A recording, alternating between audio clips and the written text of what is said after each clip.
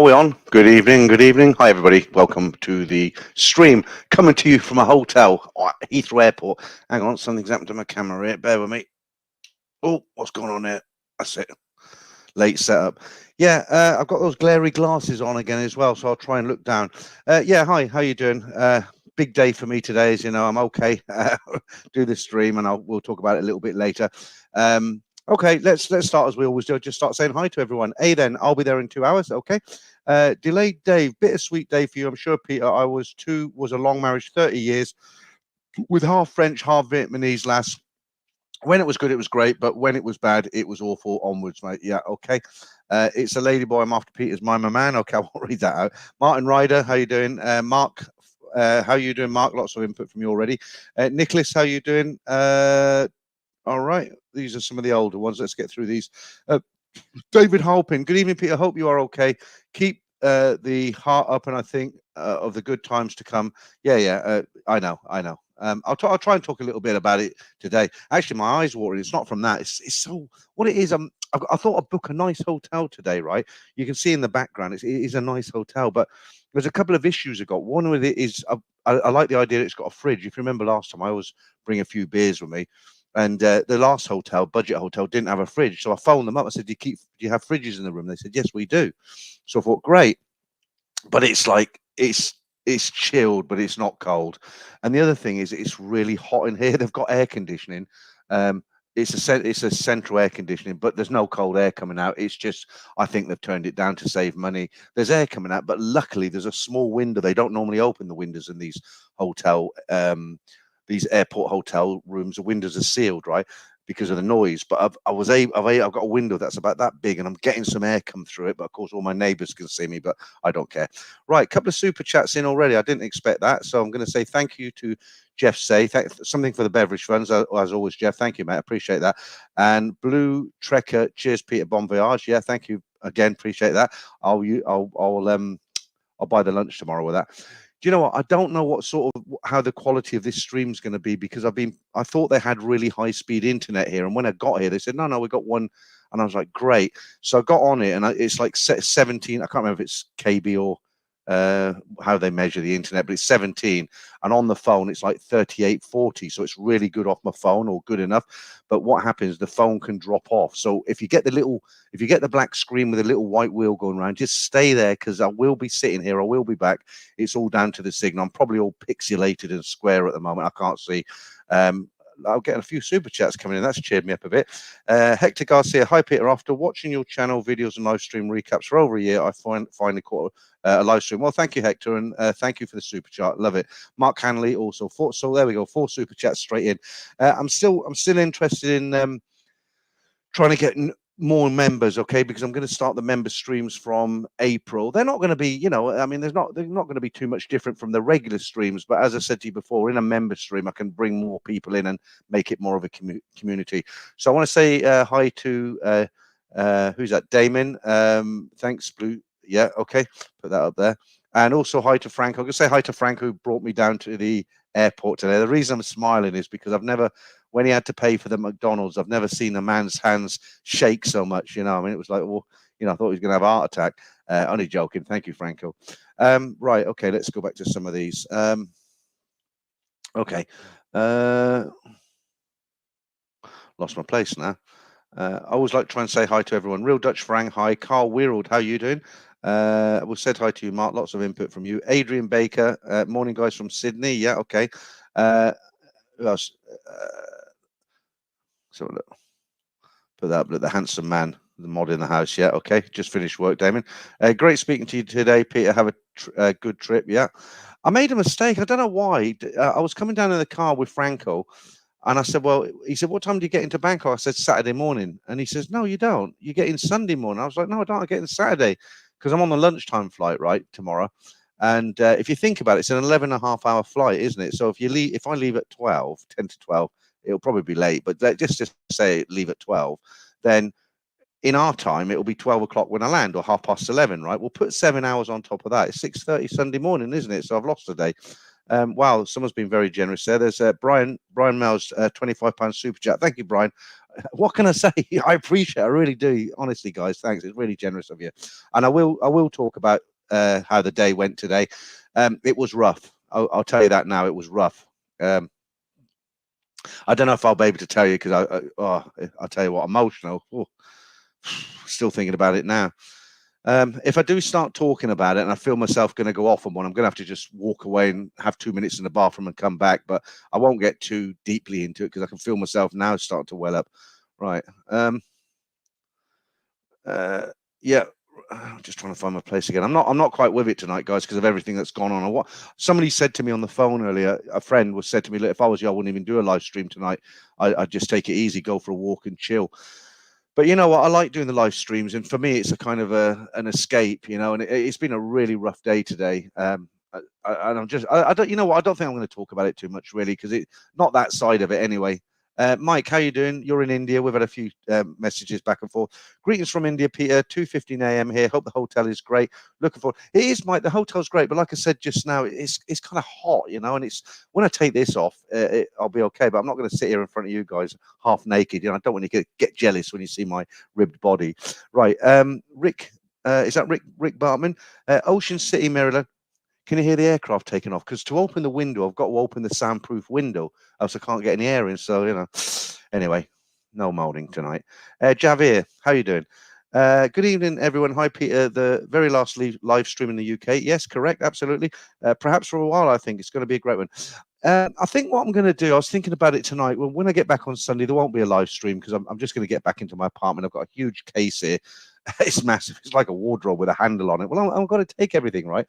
And I was thinking about what I'm going to do, and I think being realistic, I think I'm not going to do anything Sunday. And I think what I'm going to do, I'm going to attempt on maybe Wednesday, Thursday, is to tell my story from start to finish, how I ended up being a single man in Thailand at 63, and just walk you through the process, the emotions. Because if I well up and I have to stop, then I can edit the video and cut all that out of it. But to do it live, you can't do that, of course. Right, let's see some new people here. We've got lots of early. A lot of people. They're all talking to each other. It's quite hard to find things to talk about. Adrian, how you doing from Sydney? Good to see you. What I'll do as I'm talking about the day today, I think I'll do it in little blocks. And when I feel myself getting a bit, you know, worked up, I'll talk about something else and then come back to it later. Yours Travel, Steve, how you doing? That's a bit, that's not very nice. Steve, what's going on, fellow degenerates? Well, you did say fellow degenerates. Passimo, good afternoon. Nice to see you in. Shaggy Rogers, hi. Steve P, hi, how you doing? Seamus Doherty, how are you? Delayed, did I say? Yeah, hi to Delayed Dave. Insurance expert. Does the eldest still do? It's the youngest, actually. She does. She's into that big time. Yeah. I told her that's the Japanese cartoons. You know, she dresses up in blonde wigs and she makes her own costumes. You know, like the sailor girls. You see the Japanese sailor girls. And I told her she's really good. She's got 4,000 followers on TikTok. And I said to her, I said, well, let's do a YouTube channel. I said, all you got to do is produce 1-2 videos a week, and I'll do all the YouTube side of it. And if we make any money, I'll split it with you. But she don't want to do it. She said, and it's not a hobby anymore. God, it's hot in here.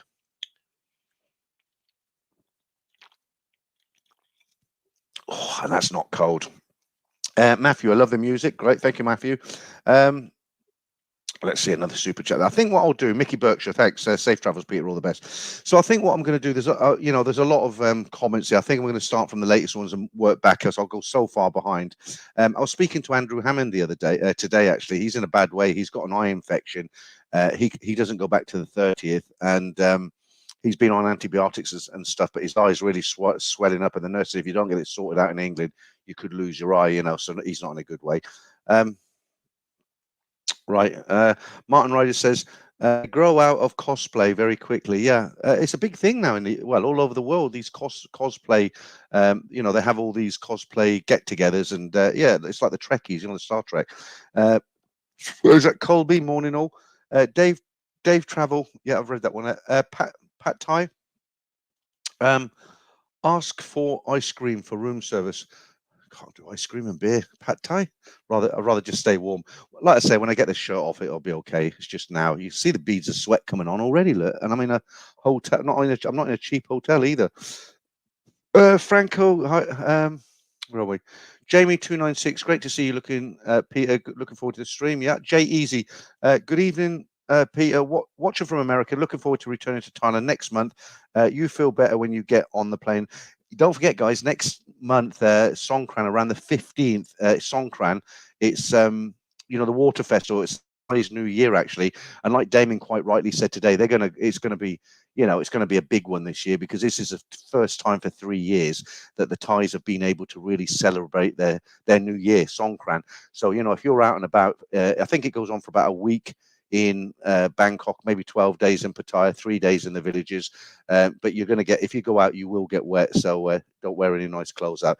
Hector, thank you for becoming a member, Hector. I'm really pushing the memberships now, getting a good crowd in. Right, I'm going to tell you something else as well. Now, I'm hoping I don't forget this. Let me write this down while I'm telling you, because I will forget. I've got no paper. Let me write it on this. No, I'll just leave this here and it'll remind me, hopefully. Right, do you know, a lot of you guys said, look, when you leave the office, where I do the water the daisies, and my room, the shed, the garden, I always talk about, make a joke of it. And a lot of you have said, well, when you do your last stream, why didn't you film your office where you do the streams from? So I've already done it, right? And what I'm going to do is, immediately when I finish this, within a minute or something, I'm going to upload it. I've uploaded it. 70 members have seen it already. But for you guys who haven't seen it, if you're not members, I'm going to, straight after this stream, I'm going to put it up. So basically what I do is I walk down the garden, show you the building, and then show you where the patch of daisies were, supposedly patch of daisies. I go in and it's still in situ. The green screen's up, all the computers there, everything. And then I go back about a week and a half later when it's all stripped out, empty, and show you it again. And it's about 5 minutes long. And I'll like I say, I'll show you that one right at the end of the video. So as I'm saying goodnight, please somebody leave a text and say, don't forget the video. And then what I'll also do, because I'm leaving here, I'm getting up at 7 o'clock in the morning. I'll catch the bus probably about 8 o'clock, 8:15. And what I'm going to do, I'm going to leave my computer set up. And as soon as I wake up tomorrow morning, I'm going to release the stories for the non-members. The members have had them since Tuesday, but the Saturday morning stories. So if you're not a member and you're looking forward to the stories, they'll be out really early tomorrow, so probably about 7 o'clock in the morning. Another member there, thank you. How is it? Joyous Roma became a YouTube member. Great stuff. Don't forget, when you are a member, you get access to the videos about 3 or 4 days earlier than everybody else. And of course, those members streams, I want to bring you guys in. I want to do that community thing. Yeah, Mark, good point. A lot of Thais have actually told me this, because I'm still talking to Thai people over there, and they're all saying the same thing now. They're saying it's extremely hot, and when a Thai tells you it's uncomfortably hot, it's very hot, and that's going to hit me. I've kind of acclimatized to the UK now, I think, getting hotter and hotter as the stream goes on. But yeah, it's very, very hot in Thailand right now. That's why in December it's high season, because the temperature goes right down to a freezing 26 degrees. Right, G Wiggles NZ. All the best for travels, Pete. How's the emotions been? Yeah, rough. I was saying earlier. Jason Finch. I love the bar girls. Okay, nothing wrong with that. Where am I? Boohoo. Nice to see you in. Evening, Peter and crew. Mickey Berkshire, did I say hi to you? Trying to join the members on. You can't do it on an iPhone, unfortunately. I got this from Damien. What Damien had to do is go into his place of work and do it on a PC. For some reason, you can't join on an iPhone. It's crazy, isn't it? Right, Jos. Yes, Alicia said 36C and 80% humidity. Can't wait. Yeah, very hot, very hot.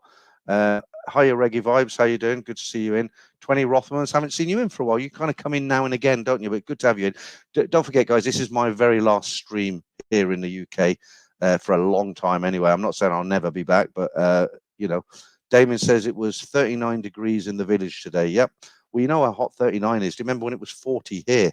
I've got 2 air conditioners in my apartment. My electricity bill's been about 1,500 baht a month for the first 2 months I was there.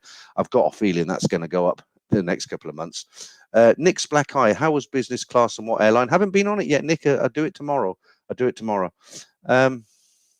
Matthew, hi Peter. Just curious, do you read all that chat comments after the stream, or it takes too long. Yeah, you can't. It just takes too long.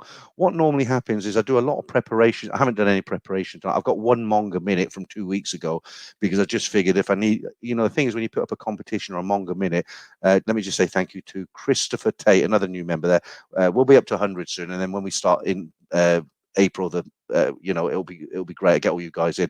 I've got to try and maybe get up early in the morning so I can catch you lot like I used to do. I think if I stop drinking, I go to bed early, I might be able to get up early one day a week on a Friday, maybe 5, 6 o'clock.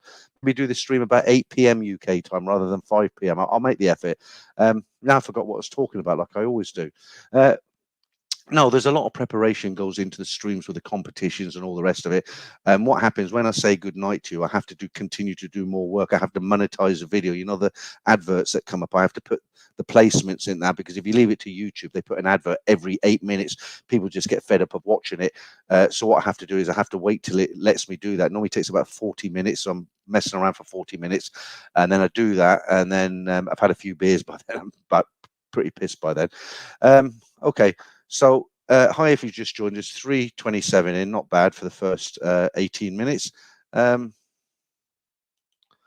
and I will talk a little bit about how it went today, but like I say, in bits and pieces, because it was very emotional. I mean, when my daughter started crying, what happened? I'll have to say this really quick. I'll try and get it out.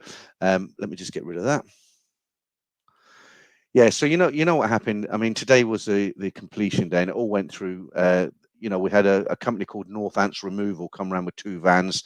We must have had over 100 boxes. They were there at 7:30. By 10 o'clock, they stripped the house out. We cleaned it. We were waiting for the solicitors to call up and say the money's been disturbed. I'm not doing this because I'm emotional yet. It's just so hot here, and I can hear a lot of banging out there as well. Hotels. So yeah, it all went through, but the money wasn't coming through, and it was like, oh, we're ready to go. What's going on? And I called the solicitor. I didn't get anywhere there.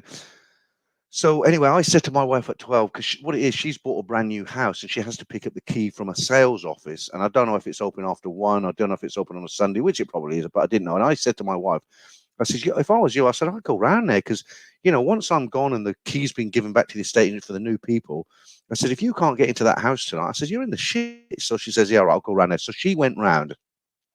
She said goodbye to me. It was a little bit emotional. It wasn't too bad, because my wife and me now, it's been kind of like, 30 years together, where we've had ups and downs, a lot of downs lately. But, deep down, I think we'll always be friends.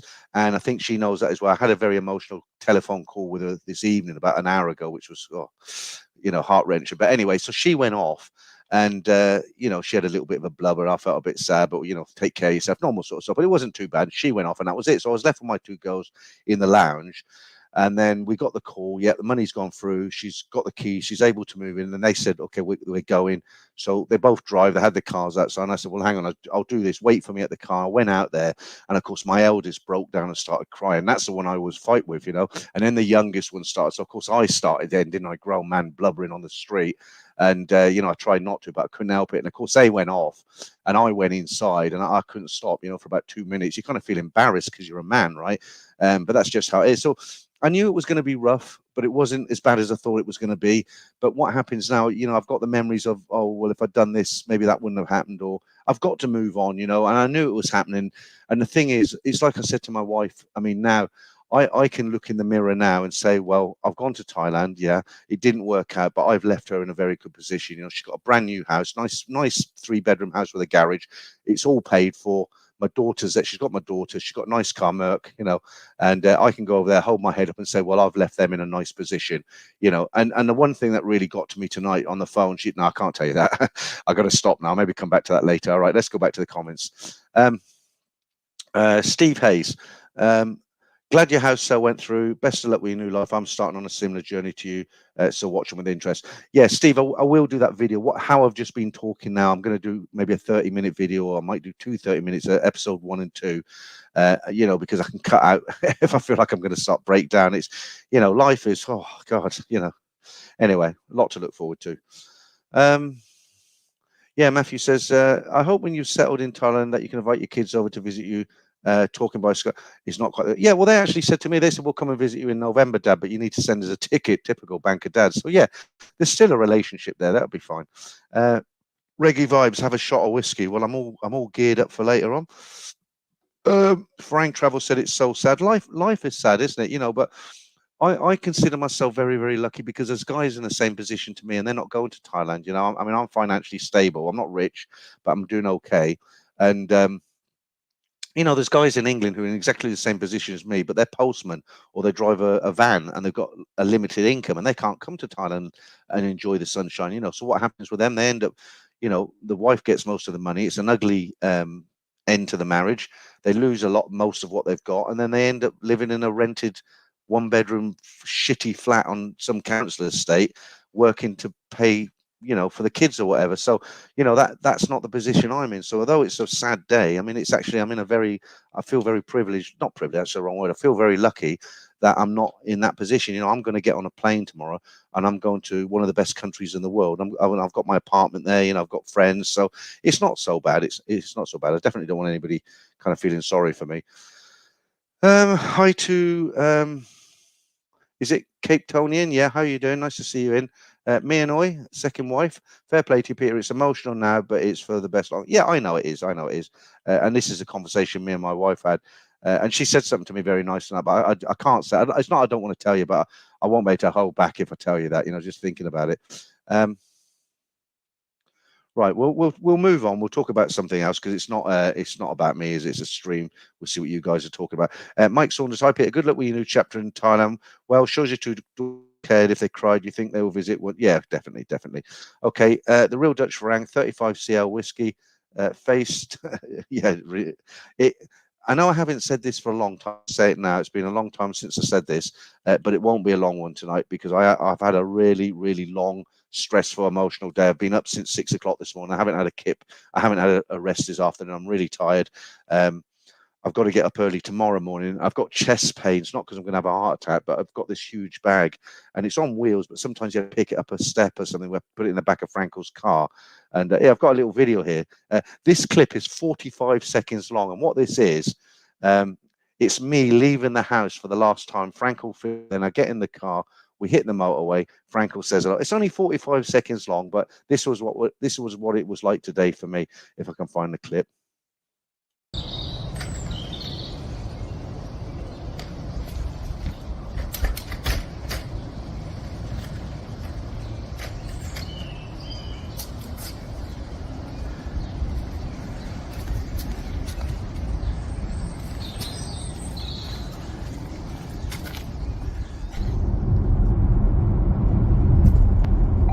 In the car with Franco, there he is. Say hello, Franco. Hello. We're off to Heathrow. Yeah, but look, I've just turned the camera around. This is what I'm leaving behind. Coming to Bangkok and leaving behind all this rain. It's funny, that was only a few hours ago. Franco, the superstar. Yeah, so it was very sad. When that house, that's quite a nice house, isn't it? But I've worked hard all my life. Still had a mortgage on it. I had to clear the mortgage today. Like a bloody party going on out here.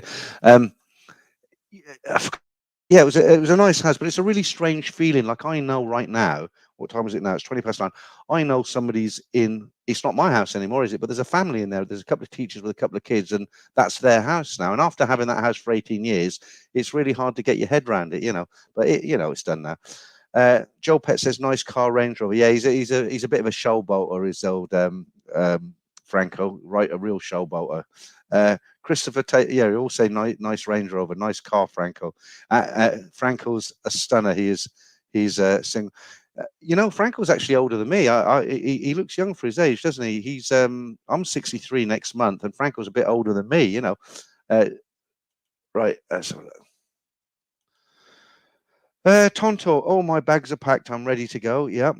I was going to start this stream and I forgot. I was going to say, as soon as it went live, I was going to say, in 1968, John Dever said, "I'm leaving on a jet plane. Don't know when I'll be back again." Had it all rehearsed and everything. I totally forgot about it.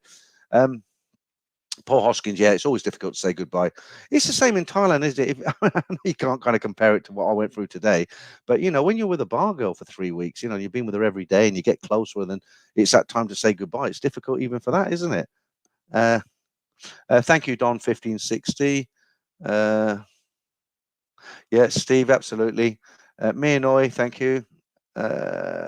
Mickey Berkshire, Frankel back on the 28th. Well, I personally think Frankel's in love. He said he's not, but he's been talking about heading out there again pretty soon and staying out there for a long time. And I think he's been bitten. He says he hasn't, but I'm not sure. Chris Stone, how you doing, Chris? You've left your family in a great position. You have nothing to worry about. No, you're right, Chris. And this might sound kind of corny, but I genuinely am a nice guy, right? I know that's really blowing your own trumpet. You shouldn't do it, but I am. I don't rip people off. I'm not going to name him, but somebody's in Thailand in this shit. I've just sent them some money out there. They might pay me back, they might not. I think they will, but I've done it to help them out. That's when you know when your real friends are. And I'm not one of those guys who stabs people in the back or takes advantage of them, or I see an opening to get something out of them and they're not getting anything back. I'm genuinely a nice guy. I try to help people, and with my family, I couldn't have done it any other way. I've got to leave them in I couldn't have slept at night in Bangkok. I can go there now. I know what I've left them, the position they're in. I'm quite happy. I'm quite relaxed about it all now. It's happening. That's it. It is what it is. And but I just can't do the nasty. That's been half my trouble, half my life, because I've lost money, I've lost friends because I've lent them money, and they'd rather lose the friendship than give me the money back. Um, Thank you, Thailand fan. Matthew, I hope when you're settled again in Thailand that you can invite you. Okay, I've read that, haven't I? Paul Harrison. Yeah, I'll put that up there. Damon said the same thing, but it's retarded ladyboy. Goodbye and always hard. Okay, double meaning there. Franco says, Mickey Berkshire, did you have a good time? Do you wish you were still there? Right, private conversations again. Franco's getting everyone railed up there. Right, Steve Hayes. Glad your house went through. Best of luck with new life. I'm starting on a similar journey to you, so watching with interest. Did I read that out earlier? Let's get down to some of the later ones here. Blazer. Hello, Peter. Listening in the truck, and I've just pulled over to water the daisies. Good man. At the side of the road. Big day for you. All the best and safe travels. Yeah, it's done now. It's done now, Mazza.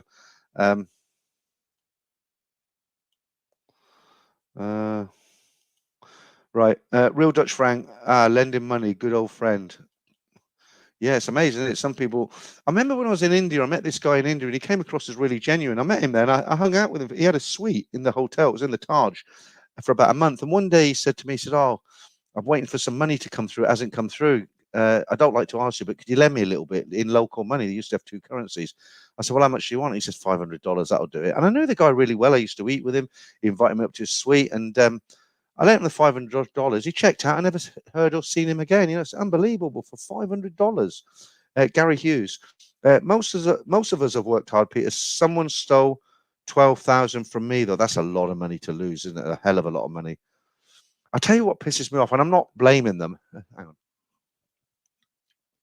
I've been moving money from my accounts in England over to Thailand because I'm going to have to do it when I'm in Thailand anyway, right? Because any money from YouTube, my rents rather, it all goes into the UK, and I have to withdraw funds to live on, right? Because I'm going to be living out there full time. So what happens now, because there's so many scams out there and people get coerced into, they get coached into what to tell the banks, how to send the money. It's a bloody nightmare. I'm not blaming them because they're looking after our money, but it's like, I took 5,000 from my Halifax, and the way I do it is I don't transfer from the Halifax to my Bangkok bank because the charges are just outrageous. They'll charge me. I'll get charged by the Halifax or Lloyd's or any English bank. I'll get charged a handling fee.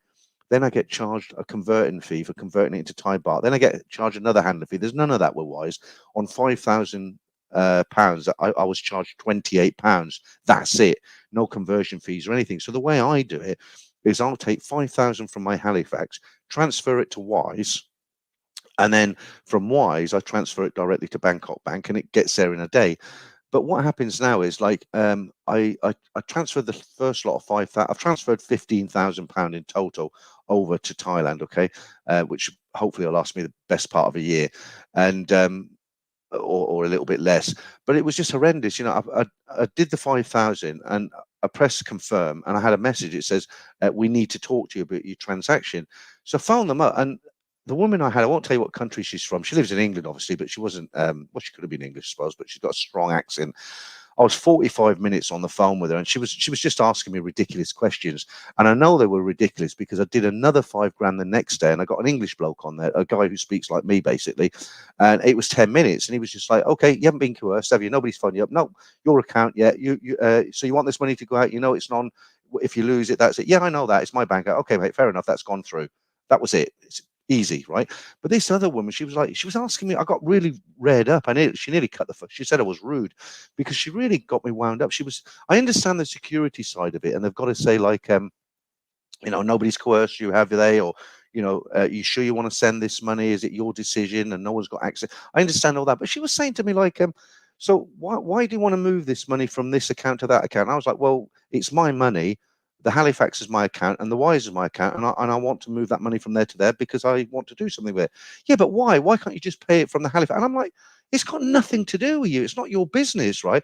And I thought, well, she's going to hang up, so I'm going to have to play the game. So I just told her straight. I said, look, when I'm in Thailand, I use my Wise card. I said, it's cheaper. I said, if I use my Halifax card, I get charged so much more. Okay, you've answered that. When's your next birthday? I told her that. And she just went on. But the worst thing about it, she says, right, I'll just put you on hold and I'll come back. I was on hold for 7 minutes, right? Then she come back with some more questions. And then she almost got aggressive with me because at one point I said to her, I said, well, look, you know what? I've been on here about 45 minutes. What happens if I'm in Thailand? It's going to cost me a lot to call for 45 minutes. And she got all kind of like, well, you're not the only one. That's our bank's procedure. And some customers are on for an hour and there's no other way to do it. I can get someone else to handle you to talk to you if you're not happy with me and all this. And I'm like, and I said to her, I said, did I say I wasn't happy with it? I've asked a legitimate question, and she was a bloody nightmare, actually. And I made up my mind if I got her again, I was just going to hang up and redial. But, to send your money over now, it is very difficult. And I'm just wondering now it's going to be a nightmare because when I run out of money and I need to bring more money over, I'm going to have to go on to roaming charges, which I think are about £11 a month with EE, who I'm with. But you get up to an hour. But I'm going to have to do the transaction and then keep making these phone calls. The only time I didn't get questioned was I did £2,000 on my Lloyds just to test it, and that went straight through straight away. So we'll see. But just be warned, if you want to transfer money, it's you've got to jump through hoops now. Right, Brian. I'll be interested in the experience of your flight as I'm booked on Thai Air Business for the next ride. Well, I will film it. I'll do a little video tomorrow, Brian. Let me just get another beer because I know that's not. You'll see my beach shorts now, very unsexy. Look at that. Look. Oh, you can't see them. Thank God for that.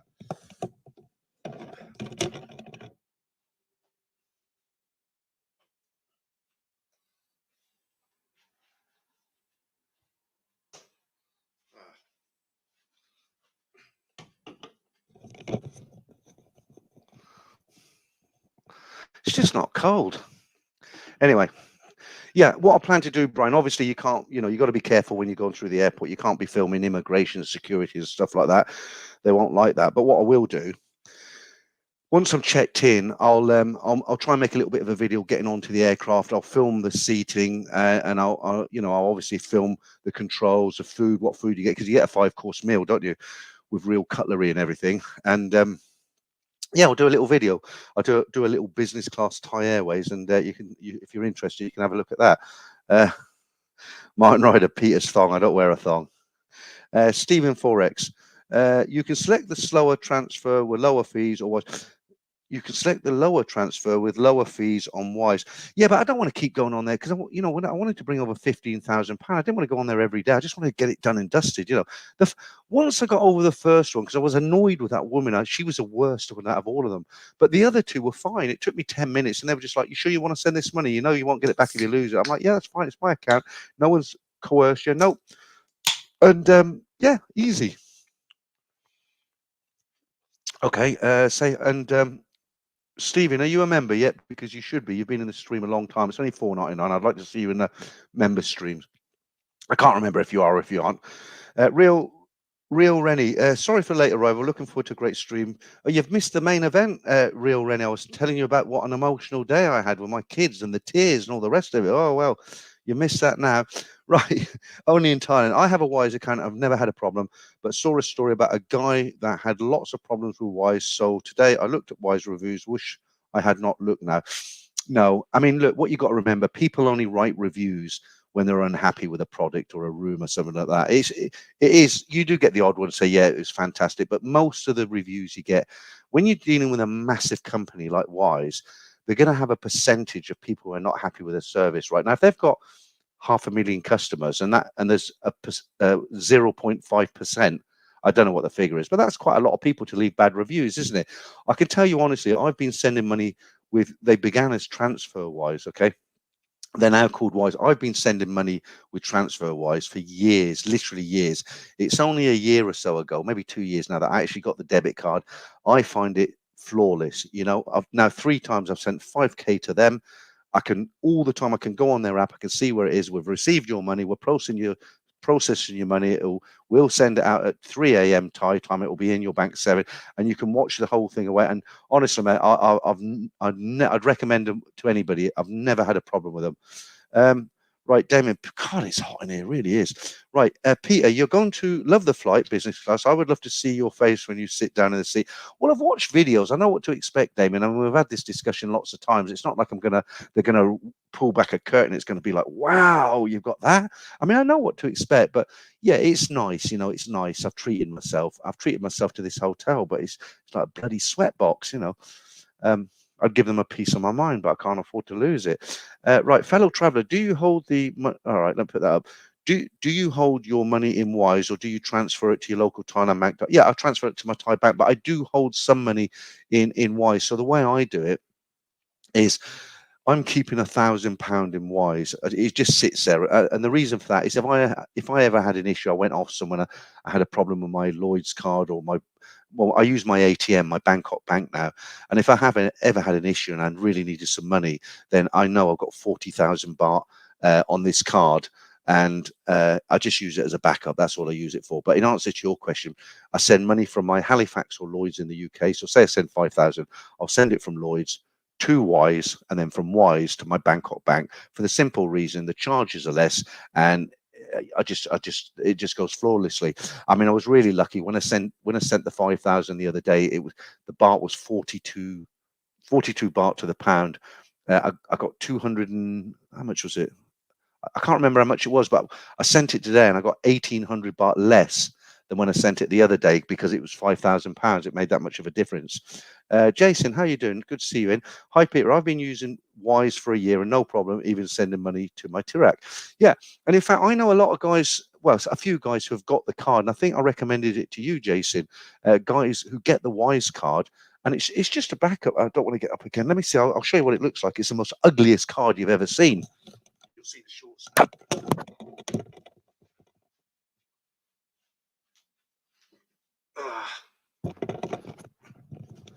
I wouldn't be seen dead on the beach with them. I just wear them in the room because they can accommodate my fat gut. Right. Okay. So there it is. That's it. It's just a plain, and there's no information on the front. All the information's on the back. I'll hide the number. I'll just hide a little bit of the card like that.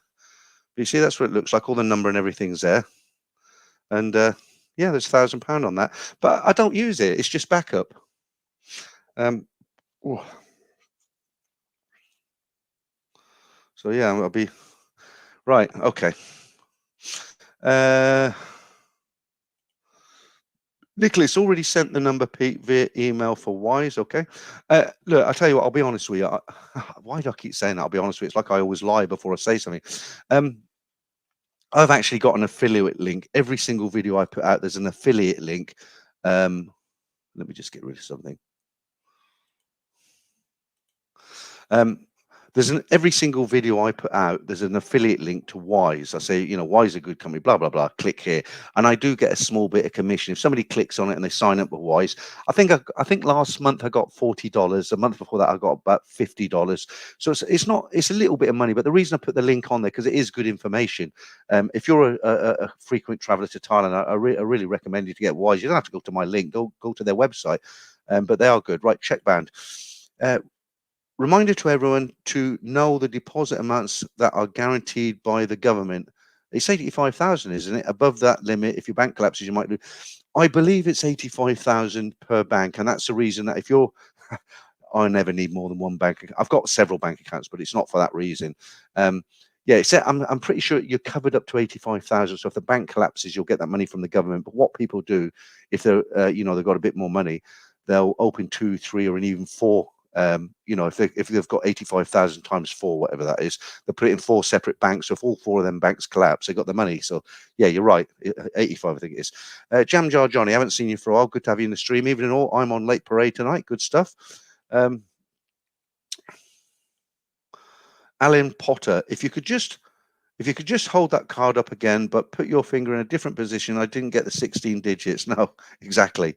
I held up my pilot's license once, and a couple of people wrote, I've got a private pilot's license, right? And I held it up to show people because a lot of people didn't believe me. Like, you can fly a plane. I'm like, well, yeah. And they're like, really? So I showed my pilot's license on the stream, but I just went quickly like that so they could see the logo. But guys sent me, they'd actually managed to freeze it and put a red ring around it, and you could see everything, my name, my address, when I got the license, a lot, so I learned from that one. I think that was he calls himself Mike, but actually his name's Jeremy. I think it was Jeremy who told me about that. Jason Finch. Right, Peter, there's girls name you from the Lucky Nana Bar Pattaya live stream that I'm in love with. Say that again. Peter, there's this girl's name, Yui, from the Lucky Nana Bar Pattaya live stream that I'm in love with. Never heard of her. Okay. Let's have a look.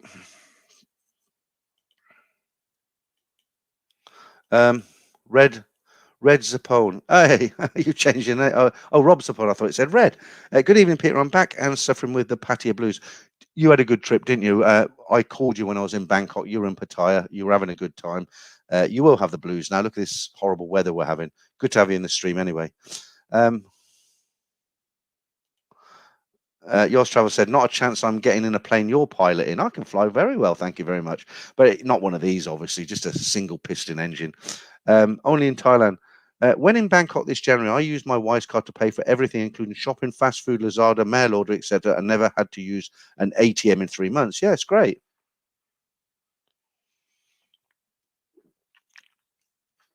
Oh, plenty of liquid refreshment tonight after the day I've had. I won't even try to pronounce that name. Just got back from Bangkok. Sad to be back in the US. Yeah, there's a lot of people planning to move out to Thailand. Have you noticed that? Like when you're in the stream, a lot of people say, "Yeah, I'm thinking about doing it. I'm going to do it. I've got 4 months to go." It's going to be saturated with old guys, isn't it? But yeah, I mean, why would you want to live anywhere else? Yeah, a lot of people saying they want to get back to the land of smiles. That's want to get back to the land of smiles. ASP from Sandro King. Yeah. Okay, and guys, as I always say every single week, if I've missed your comments, I'm not doing it on purpose. Somebody said to me last week that I'd missed his comments. He was a little bit offended. I said, look, they come in so fast, and the problem is when I discuss something, I just ignore the comments and I talk about something, and then I lose a lot of them. Just leave it again. I'll pick it up second time round. Thanks for that super chat from Nike00789. Can't wait to leave the UK permanently. Maybe one day. Good luck in Thailand. Well, firstly, thank you for the super chat. But the thing I've got on my side, there's a few things I've got on my side. Firstly, I've been going to Thailand for a long time, so I'm not going to be bitten by that. Hey, I've died, I've gone to heaven, and I'm going to get thrown off what my plans are. Right, so that won't happen. The second thing is I used the 5 months I was there to set myself up. I've got my apartment, I've got my Thai driving licenses, my visas. It's all there. So basically, when I land on Sunday morning and get a cab from the airport, I go straight to my apartment and I'm home. It's all there, isn't it? I just hope they'll remember to turn the water on because I said I'm coming back. When you live in an apartment in Bangkok, if you go away, they turn the water off. They just insist on it because obviously it's an apartment. They don't want, if you have a leak, it's going to go everywhere. But sometimes, not that quick to switch it back on, unfortunately. Paul, hi Peter, I'm looking for a headset. The one you have looks okay. Can you tell what make it is? Right. Well, when I tell you what, there's I actually I've given the name of this out so many times, and also I've bought one of these and it's on my shelf. I don't know what the name is now. Let me just have a quick look.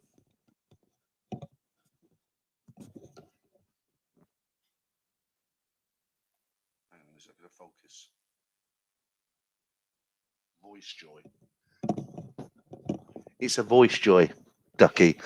No, what it is, I got it on Lazada, and it's so good. It's such good quality. And the reason I'm using this is because I've got a laptop and I cannot, for whatever reason, I've tried. You don't give me advice on how to do things because I've had an expert on this computer. And what it is, I can't plug in a microphone and have speakers at the same time. I can have speakers or I can have a microphone. We've tried the setup in Windows. We've tried these double cables that go into one. We've tried USB. We've tried the small C5. We've tried everything. I've had a guy who could, put a computer together when he's blindfolded. It just will not do it for whatever reason. The only thing that works is this headphone. It's on a USB, and I've had a few of them now, and they've been pretty crappy. But the reason I bought this one is because what they call a call center headphone. See? It's only got the one, and it's very comfortable. But I do believe I'm coming across loud and clear, very, very clearly. What I'd like to know, because I'm actually running this stream from my mobile phone, not through the hotel internet. Am I pixelating? Because is it am I coming through okay? If somebody could tell me. Rub Loud or Lude, is the Manga Minute already done? Well, I'm not doing anything tonight because I'm just in a hotel room in at Heathrow. But the thing is, I was just looking at Damon's comment. Yeah, I remember Damon. The thing is, what was the question? I forgot. It's terrible, isn't it? Hang on. Somebody's talking about something ethical here. Someone's going to have a go at me. Hang on. I've missed it. No. All right. Right, Mike, let's put him up there, right? Because he's been a bit of a dick. Mike Oxmiles, with respect, Peter, do you find it ethical to use the breakup of your family to promote your channel, especially just a few hours later? Mike, all I can say to you, mate, is if it bothers you, probably better to go and watch another channel. I don't need to promote my channel because most of the guys in here, it's a live stream, okay? So most of the guys, I'd say 99% of the guys in here are in here every week, okay? And I'm not talking about my family to promote the channel. I'm telling them about my experience today because a lot of people here know what I've gone through today. Other people have gone through similar experiences, and it helps me share it with people. I've spoken with people about it, and people are asking me, what happened to you today? How was it? And I'm telling them the truth. So I'm sorry you feel that way, but like I say, if it offends you, probably better you go and watch Buzzing Pattaya or maybe Everything Pattaya or somebody else, because obviously it upsets you, me talking about certain things. Right, okay. Let's move on. Only in Thailand. Me and I want to make the move. It's just decided in the right time. I'm in the same boat as you. Yeah. I was kind of forced into the situation, really. It wasn't my choice. I didn't sort of say to my wife, okay, one day I'm gonna get up and leave you. I've had enough. She kind of made the she initiated it. So, I just had to say, okay, well, what do I need to do with my life? Where do I want to go? Yeah, I like that one. Where is it? Uh, I'll just put it up there. I don't think he'll be there anymore. Uh, yeah, absolutely. Couldn't put it better myself. Right, no name. Thank you very much for that. This is towards that Indian meal you've spoken about. All the best in your journey. Hope to meet you back in Bangkok later. And yeah, thank you, no name. I'm going to do a video on that place. I've shown it, mentioned it in a few videos, but I'm actually going to do a dedicated video. What it is, it's I think most of the guys in here, thanks for the super chat, by the way. I think most of the guys in here, like a good Indian curry, right? A good Ruby Murray, as they say, Cockney rhyme, Ruby Murray, Indian curry. Now, it's very, very dear on Sukhumvit. It's expensive because it's a tourist area. You go into any of those Indian restaurants on Sukhumvit Road, they're talking 450 baht a dish. Ridiculous, right? Well, I know a place in the back alleyway of Soy 3. So where come out Soy 4, Soy 3's over there. So you cross over where the zebra is there. And just you go in there and there's an alleyway where there's a restaurant there. It's open, but it's Bangladesh guys in there, right? And they have these bambris outside with like 3 different rices, chicken, beef, samosas, a whole lot. They do bread on a clay oven, fresh naan, hot. Bring it to the table. To be fair, I have it like late lunchtime, early afternoon when I'm really hungry, about 3 o'clock, because that does me then. And I'll have a plate of pillow rice with a nice real fresh hot piece of bread that's just come out the oven, and probably some dal so I can just dip it in. And I have a piece of chicken sometimes, or I like a chicken madras. You can go in there and eat for £5-6. I mean, it's not a 5-star hotel dining sort of thing, but it's good, really good food. And I'm going to do a video on it because when you're hanging around Sukhumvit, you've got to go there late lunch, like 2-3 in the afternoon. They're open all day and food's there. and it's great. You know, they all know me in there now, and it's really close to the money changer as well. You know, the lady I showed you in the other video. Um, Doggy Worthington, Peter, since you've been open about it, why did you decide to bail? I didn't, Dougie. That's what I was just saying earlier. And again, I'm not trying to promote my channel about talking about my personal life. I'm just sharing with you guys. Okay. I will answer that. Let me just say thank you to Blue Trekker. Something for a sip of whiskey and a big bucket of ice and chilling the beers. Thank you, Blue Trekker. I do appreciate it. Right. Okay. Thank you for that. Right. So back to your comment there. You're saying, why you been on? So I didn't bail. What happened? Let me give you briefly. I don't want to send you to sleep. I'll tell you briefly what happened, right? Um, you know, my wife and I, she's South Korean. We've been married for a long, long time, 33 years. But we got to the stage where we were bickering, arguing, and it just became clear we were no longer compatible. You know, she wants her own space, she wants a quiet life, and I've always wanted to come back to Thailand. So she made the decision, said, look, you know, I want to, you know, we'll end as friends. I'm not going to invite, I'm not going to get any lawyers, solicitors involved, anything like that. Let's do it the right way. We sat down, we discussed it like adults. You'll have this, I'll have that. I've helped her all the way, and it all happened today. She's happy now. She's got a brand new 3-bedroom house with a garage. My younger daughter's living with her. So with that, that's not me bailing. I've had to think, right, okay, well, I'm not in her life at the moment now. So what do I want to do? Now I'm at the age where I could, you know, I'm quite financially stable. I can retire, and I've just decided to go out to Thailand rather than stay in the UK. And it's as simple as that. It really is. Michael Ward. Swaddy Club, working, we'll catch tomorrow. Yeah, fair enough. Respect.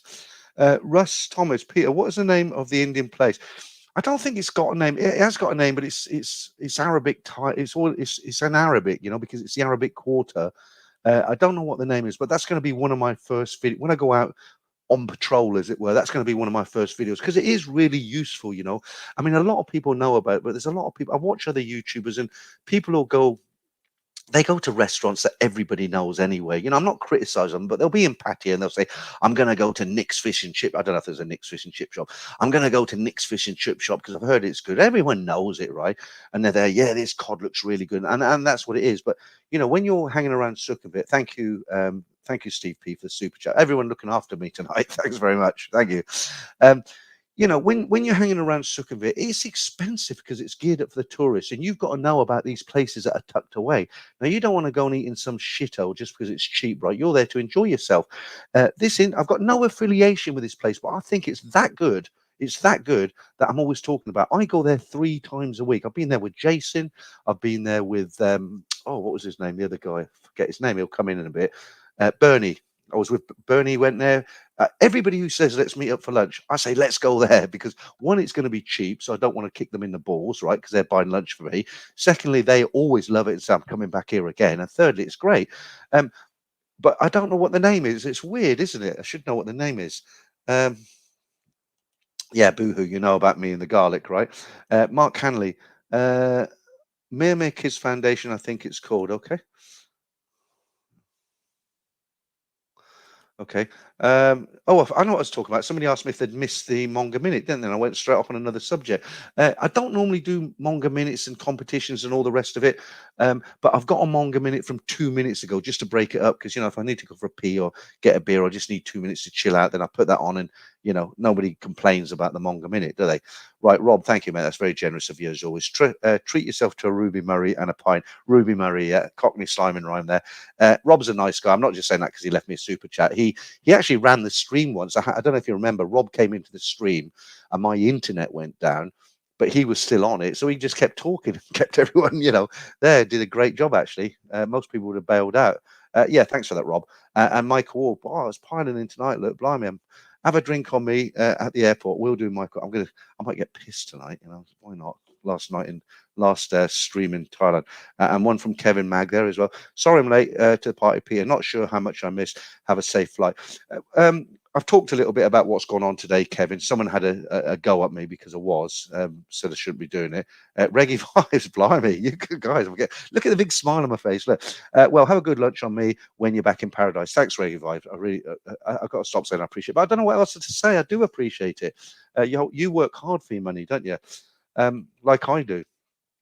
Uh, Sometimes you get guys coming to the stream. There was a guy called what was his name now? You remember if I tell you about him? I can't remember his name, but there's a guy who used to come in the stream, and he almost he resented the super chats. He used to leave comments. He said, "There he goes again. Why are you all sending him this money? You're not getting anything for it." Hang on, geezers. Yes, it's a good Indian restaurant, Peter, and I enjoyed the food there. Did you have an Indian last night? They've actually got an Indian restaurant in this hotel where I'm. It's 4-star actually, right? And I thought, oh, Ruby Murray time. I'll go. That's because I have to eat, right? So I thought I'll go for a Ruby Murray to our non-UK friends at Ruby Murray spicy curry, Indian curry. It's Cockney slang, right? And they got a dedicated Indian restaurant in this hotel. And I thought, oh, I'll treat myself. I'll go. I think it was £48 for one person. I thought, "Well, you know what, I'll go and get a burger instead." So I went to their sports bar. Had a very good burger for £12.50.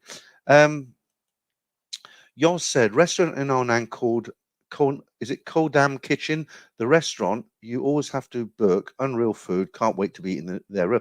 I'll tell you where I'm going to do another one as well because it's not too far to get to.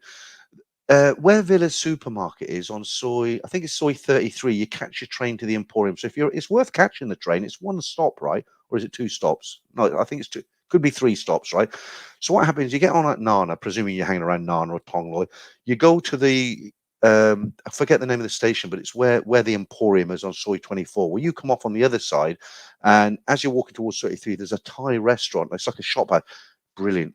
It's always full of foreigners, only foreigners, right? But about 100 baht for a fried rice, chicken fried rice, but it's really clean food. It's good service. It's airy in there. And it's, yeah, I go there a lot as well. When you live there, you start to find these little places off the beaten track, you know, because I like to eat well. Um, and I'll pay the money if I really want it. But you know, I won't pay 1,800 baht for an Indian meal on Sukhumvit just because it's Sukhumvit, right? But when you look around, you know, if I had a full-on meal there with lots of meat and you know all the rest of it, the only thing is you can't get a beer in there. That's the only downside because it is, you know, it's a Muslim area, so they don't serve beer in there. But if you can have a water and a nice meal and then go and have your beer, then it's worth going. Reggae vibes, Peter. I'm an over-the-road truck driver. I work hard but do well. Yeah, fair play to you. That's what Frankel does as well. He drives a truck. Gabor P, today is my name day. Yeah, all right. Pat Thai 477 up to, yeah. Are you talking about how many people's in the stream? How many? 472 now. I must have bored a few people. We've got Clive in. How you doing, Clive? Um, I'm interested. What's the picture like? Because this has gone through my mobile phone, you know, and I'm wondering if I'm pixelating or it's clear. You can see my bed behind me there. Should be down there later on. Should have rang a brass. Right. Clive, why do people go to all the trouble of complaining about a channel when all they have to do is follow someone else?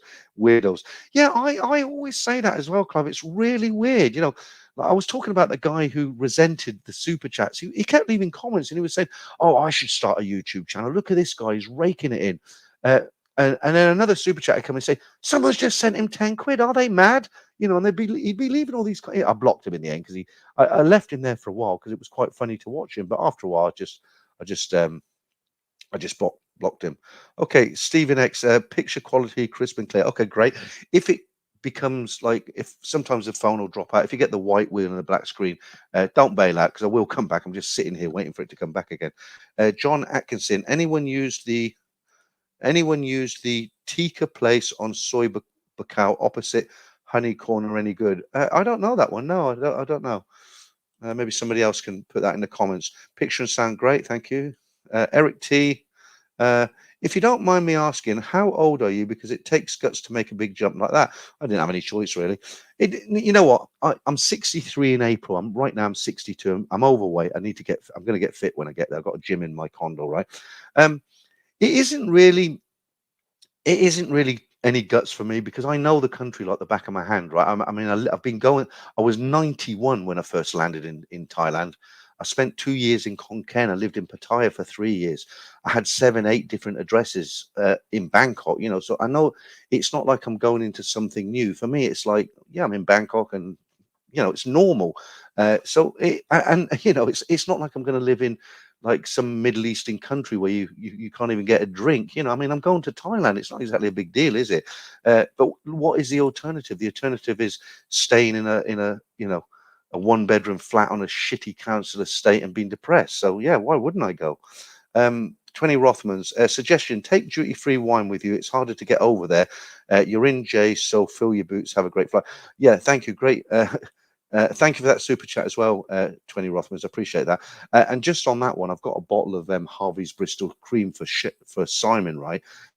Because it's only £10 for a bottle, but you can't get it in Thailand. You can get some you can get some sherries in Thailand, but you can't get the original, Harvey's Bristol cream.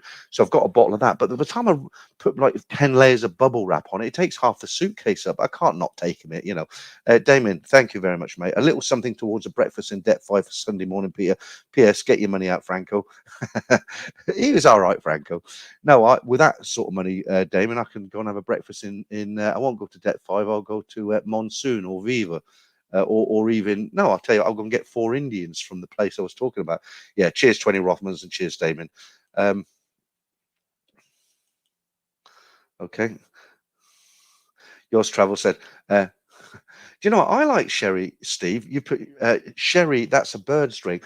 Well, it's not, you don't go into a bar and say, oh, I'm on the sherry tonight. Give us a sherry, bartender. Let's have another one. And then you say to your friends at work the next day, how was your night? Oh, I got leathered. I drank 40 sherries last night. No, it's not about that. What sherry's a very palatable drink. It's very sweet. It's very nice. Well, I like to have a glass of sherry. When I'm at home, like Simon will do a Sunday roast. I don't drink in the days, but when it gets to about 8 or 9 o'clock and that gut is just starting to heave down, I couldn't put a beer inside me. I'll have a sherry, and I do enjoy it, but I couldn't have 2 sherries. And Simon likes it, but he problem with Simon, he's like drinks a bottle in about 10 minutes. Right, Mark, don't drag booze there, Peter. It's cheaper. There's a lot of options there now. Even 7-Eleven, they sell a very nice white wine. I forget the name of it, but it's only it's about 380 baht. They do two white wines in 7-Eleven now. But the one I'm thinking of, I forget the name. Right, I'll answer this very, very simply. Fellow traveler says, what is a sherry? I can explain it in 2 words. Or is it 3 words? It's 2 words. It's a fortified wine. You can go into Google and look that up now. I think I'm right in saying that. Fortified, is that how you say it? Fortified wine? Mianoy says, birds drink pints nowadays. I was talking to a guy called, well, I won't tell you his name, but he's in Pattaya, and he was telling me he used to drink 15 pints of snake bite a night, every night. And if you don't know what snake bite is, it's half cider, half lager or beer, but there's a chemical reaction and it's really, really strong. And he says, I used to go to work in the morning. He says, I don't know how I ever got there. He said, I felt rough as old boots. He said, if I would have got pulled by the cops, I would have been in big trouble, but he never was. Martin Ryder says, sherry is from, okay, I didn't know that. Sherry is from Spain. Port is from Portugal. Yeah, I like a drop of port as well, Martin. Clive, my nan drank sherry for medical purposes every night, right up when well, it's a standard joke, and it's sherry in the UK. It was always like drank by priests, vicars, old ladies and grandmothers. And yeah, you're right. Franco, Thailand ban. Remember to thank Charles Saunders for your soup. I think I did, didn't I, Franco? Well, if I didn't, Charles Saunders, thank you very, very much for that. I thought I did, and if I didn't, apologies. Right, Nicholas. What the heck is snake bite? I just explained it, Nicholas. It's cider. It's half a pint of cider and half a pint of beer or lager mixed into one drink, and there's some kind of a chemical reaction that makes it really mind blowing. That's what they call a snake bite. When I first started drinking, when I was sort of 18, when I used to go out to the pubs in England years ago, I used to have what they call a lemon top, or no, a lime top. So you'd have a pint of lager and she'd just do a quick dash of lime on the top, and it just gave it a different taste. Fat Tony, Dot Cotton loves, yeah, Dot Cotton loves a bit of sherry, yeah. Right, nearly 500 in now. So, guys, there's a lot of guys just joined us. If you've just joined us tonight, without wanting to repeat myself, I'm in a hotel at Heathrow, hence the very simple background there, my bed. And I turned that light off so it was a bit blinded, that one. And I'm flying to Thailand, business class tomorrow. I'll be there Sunday morning. So that's what this is about. I left my house today, all completed. My wife went off with my daughters. I'm solo once again. And ready for anything. So if you just joined us, thank you. Right, Ben, Great to hear that you sorted everything out in the UK and can enjoy your life in Thailand. Retirement life is full. How often do you think you'll visit Pattaya? Very often, Ben. And I'll tell you why. I wouldn't want to live there. It'd do my head in. But the thing is, uh, I live close to the BTS on Sukhumvit 4. I can get on there, and for 39 baht, I can get down to the North Terminal bus station at Edgermire. I pay 131 baht. I go on one of those blue coaches that you see, air conditioning, very, very comfortable. Bag goes in the bottom.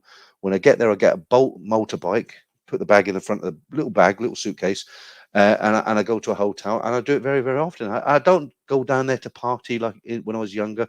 I do occasionally go out to Soy Bukkao and those sort of places, walking street. But I like to sit on the beach and jump to, I like to eat seafood, and I do like Patty. It's very nice. I like Hua Hin more, but the problem with Hua Hin, it's 4 hours to get down there, and it's a bit much, really. 8-hour journey just for 2 or 3 days. Fat Tony says, "Where are you, Peter?" Well, I did mention you'd probably just come in the stream. I'm in a hotel at Heathrow. I'm not going to say exactly which hotel because there are some nutters about out there. Right, okay, I'll have a little break and do this Manga minute. It's not a new one, guys. You've seen it before, but it will give me 2 minutes to reflect.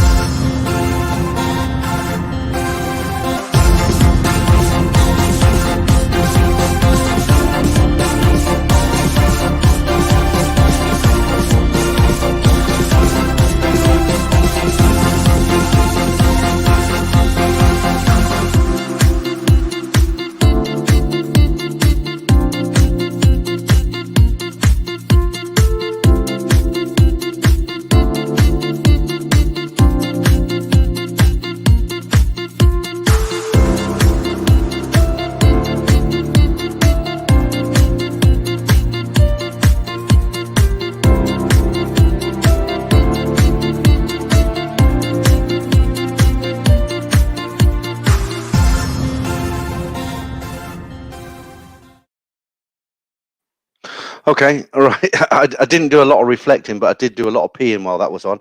Right, Mark Hanley, this 1 minute, not Manga minutes. Okay.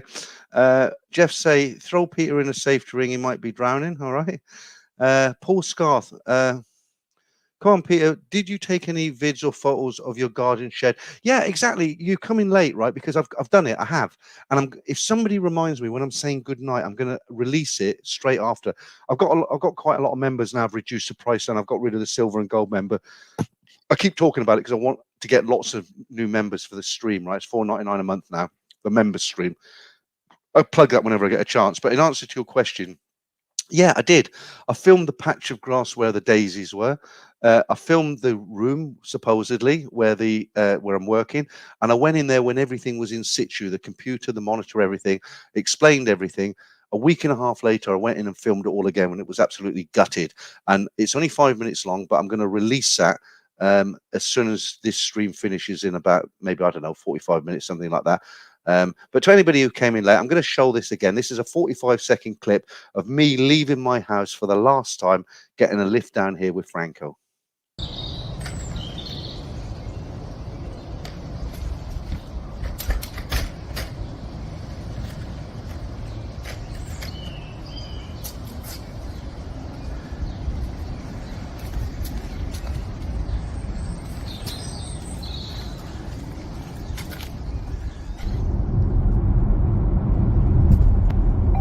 In the car with Franco, there he is.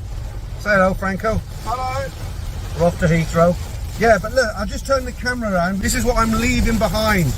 Coming to Bangkok and leaving behind all this rain. Yeah, great stuff, great stuff. He's got to be one of the hardest people in the world to have a conversation with, Franco. He'll ask you a question. I've told him this. He'll sit there and he'll ask you a question, and you start to answer him, and he'll go in with another question. You say, "Hang on, I haven't answered that one yet," and he'll go, go on then," and he listens for about 5 seconds, and he comes in with another one. Don't get offended, Franco. Good. I'm glad you're in, Rob, and new member there, Rob. Good. We'll have you in the member stream. Actually, I'm going to bring you in again. Actually, when you were in the stream, because you did such a good job last time, and thanks for joining. Right, Aussie rules. Last time leaving the house, memories of family, children, grown up, a lot of emotion for sure. It wasn't as bad as I thought it was going to be. Actually, I've met guys who have had terrible breakups. I mean, at each other's throats, and the lawyers are fighting each other's solicitors. And it's the dialogue is broken down. And there's fighting over the custody of the kids, and there's seething anger on from both sides. And she goes to work, and all her friends are advising her what she should do, and he goes to work, and they're all slating her. Really ugly situations. It hasn't been like that for me. It's been really okay, to be honest. It's been really okay. Right, okay. Paul says, just done a check. Franco needs to pay his MOT. Okay. You can do that now, can't you? I hope you're only joking. Right. Put that up there. Okay, let's go back on some of the older comments that I might have missed. I've missed a lot, haven't I? Right, Mercy Pool.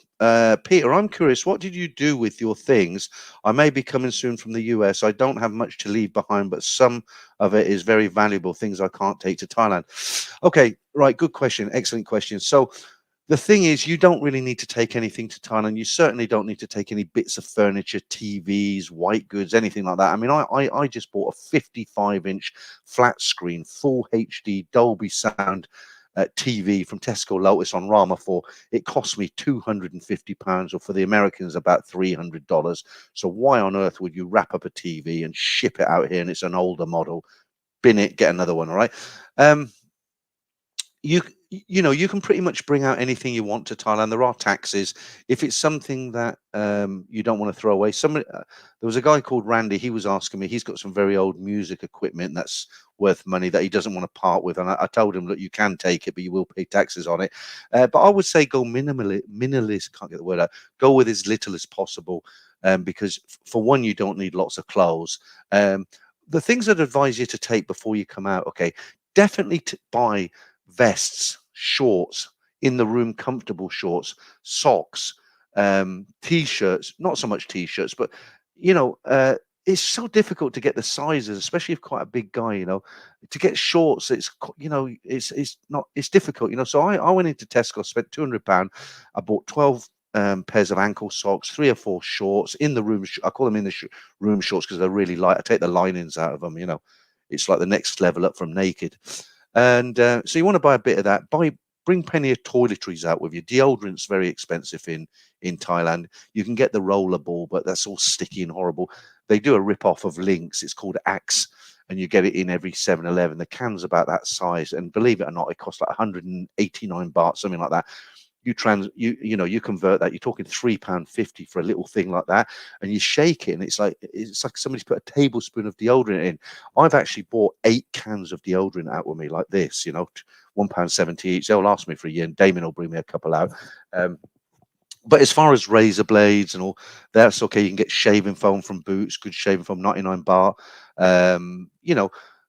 Really, you want to concentrate on like your shorts, your t-shirts, your vests, your swimming costume, that sort of thing, and then decide on your toiletries. But come out with very little, because you can get it all out there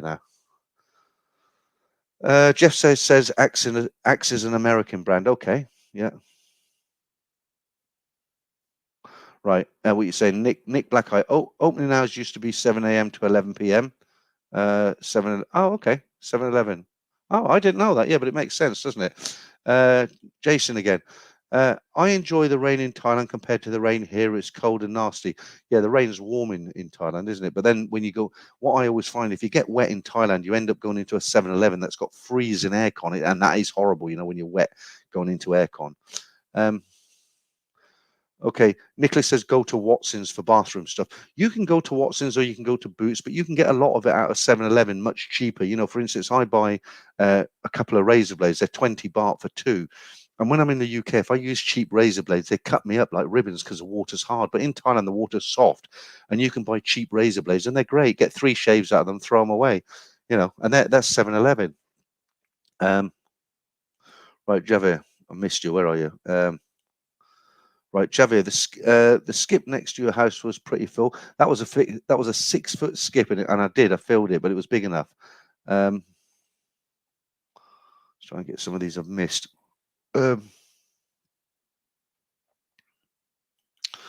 Okay, only in Thailand. Mark from a new member, average yearly rain in London 23 inches, Bangkok 59 inches. Answer, Manchester 25 feet. All right. Reggae vibes. Check out Phuket and fly down to Pattaya for your first trip. Flight is $50. Okay, I'd rather pay 131 baht on the bus. Phuket at the moment has got a lot of Russians, as has I think Pattaya Jumpti's got a lot of Russians. I was reading there's something like 7,000 Russians in Phuket at the moment. John Atkinson. Once you get settled in Bangkok, what's your first destination plan for vlogs? I haven't really thought that far ahead, to be honest with you, John. My short-term plan is this. Okay, so I've got everything set up, as you know. So my short-term plan is this: get to Bangkok first of all, which should be Sunday morning. Get to my apartment. I've got a lot of stuff to unload from my case. Have a little sleep, get myself together, and once I'm on top of it, I'd like to do a video on what's happened today. How I ended up being in Thailand as a single man at almost 63. The journey from meeting my wife when she was 19 in South Korea, Busan, up until the point that I'm in my apartment in Bangkok. What went wrong? How it's gone. I'd like to do that, and I think I'll do that quite quickly. I want to film the restaurant I was talking about, the Indian restaurant, because that is good to know. A lot of guys should know about that. That's a good place to eat. I want to go and film somebody else has done it, but I haven't done it. Do you remember the next Netflix series, The Serpent, about the guy, the true story, actually, he murdered all the backpackers, French guy. He's been released from prison now. He's about 80, The Serpent. Well, that was actually filmed in a house very close to Sukhumvit, or just off Sukhumvit, actually, and I know where it is. Okay, so what I want to do is I want to go to it's not where the serpent lived, but it's where they filmed the Netflix series. The apartment where he drugged the kids there. The backpackers, where he had his safe and he used to put the key up in the light, that sort of thing. When you see him driving up and where he parked, that's all still intact. And in fact, they've actually filmed a few films there because it looks very 80s. And the pool there at the moment I've seen is absolutely empty. But for the series, they cleaned it all up and they filled the pool up so it looked like it was inhabited. So that's going to be one of my videos. I think I'd also like to take a leaf out of the book of everything Pattaya and do some of the videos that he does. Now, obviously, I'm not going to do it in Pattaya, but the style of videos he does. I'd like to do some of those in Bangkok. Just checking out I know other people do it, but I'll try and do it in a different way. Try and check out 3 apartments, budget, mid-range, high range. Go and look at some hotels. Budget, close to Nana, close to Cowboy. Some 5-star hotels that aren't so expensive that maybe they are within your budget. I know, for instance, the Landmark just around the corner from Soi 4, they sometimes do rooms there for 4,000 baht. That's £100 a night, but that's not bad for a 5-star in the center of a major city like Bangkok, is it? And anything you have an idea about, then let me know. But sometimes I get guys writing and they say, why didn't you go in and film inside all the go-go bars in Nana, so and see what girls are there and film the girls, so when we watch it, we can see which go-go bars are busy and what girls are on stage. You can't do that. You can't go into a go-go bar and point the camera at all the girls and expect them not to do anything. So please don't suggest that. Aussie rules. Speed stick type deodorant lasts much longer than Axe. 4 to 5 will last a year or more easy. I just don't like it. I don't like the speed sticks because I find them very sticky, right? And the other thing is I use deodorant around my ankles because most of the time I wear cargo shorts in Bangkok. And if you don't know what cargo shorts are, obviously they're shorts, but they always have a pocket in the leg that zips up. And it's very good for putting your apartment key in there or your hotel key or money or whatever, because you're sitting down on the back of a bike or something, it's not going to come out. But so I'll get the deodorant and I'll spray it around my ankles because that seems to stop the mosquitoes biting as well.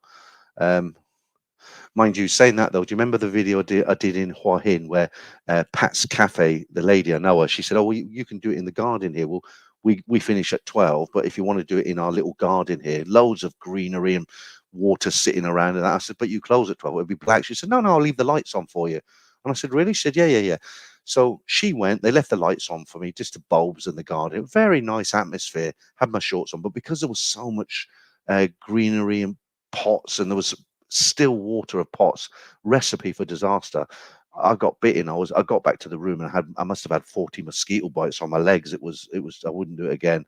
Um, okay, Damien, Peter, I love the cool air conditioning in 7-Eleven. My Thai partner hates the cold air. Her nipple, okay, stick out like organ stops. A little bit too much information there, Damien. That's one for the members stream. You can do that in the members stream. Right, Mark Hanna, Yoz Travels can't get his vlogs for some reason, filming single women having a chill on the beach. And okay, talking to someone else there. Good crowd in tonight. Gary Hughes, please feature the landmark. My late wife and I stay there. Happy days. Yeah. So the whole point of the landmark is you're not going to just film the room, are you? I mean, when a lot of the times the hotels that the guy in Pattaya films, they're just like regular budget hotels, a lot of them. So you just film like you go in up in the lift and film the bathroom and the thing. But when you're talking about a high caliber hotel, somewhere like the Landmark, they have so many restaurants and they've got a massive gym. I went there to see how much gym costs. They wanted 3,000 baht a month, and I was like, yeah, thank you, but no, thank you. But yeah, you have to film everything, don't you? The whole package. I know people who go to Thailand who don't monk and they don't leave the hotel. Honestly, not a lot, but there are some. What they'll do, they'll check into a 5-star hotel that's got coffee shops, gyms, a really nice pool on the roof. It's got everything, shops. It's got little shops in there, and they go there. They don't leave the hotels. They don't leave it. It's too hot for them. Oh, it's too hot. Well, so the hotel's got everything we need. They could be in a hotel in Abu Dhabi. It don't make any difference. Retarded ladyboy. I shared a taxi ride with a young Rusky in Patpong Beach last November. I saw him a few times just sitting at bus stops doing nothing. Most likely he pulled a runner to avoid the drama. I think that's what a lot of them do. Yeah, they don't want to go off and fight, do they? And where else better to go than Thailand? Those sort of guys, if they haven't got a lot of money, we're always saying, oh, Thailand's got a lot more expensive now. But if you go there with limited funds and you're not going on there on holiday, you're just going there to dodge the draft, as it were. You can live pretty cheap. 2-3 of you to a room.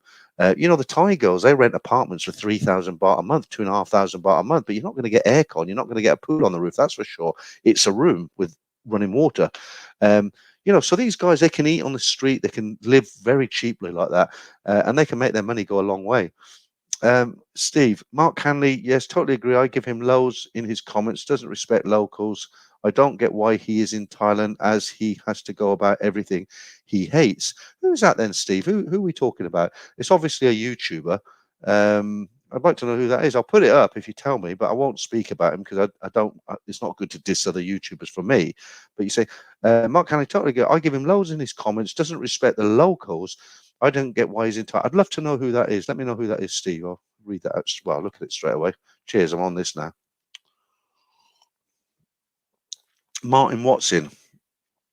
That was the name of one of my flying instructors, Martin Watson, and he was very, very good. Liked him. How far from Pattaya to Kamala Beach at Phuket, or do you mean Patong? Well, Phuket's an island, so everything's pretty close, especially if you've got transport.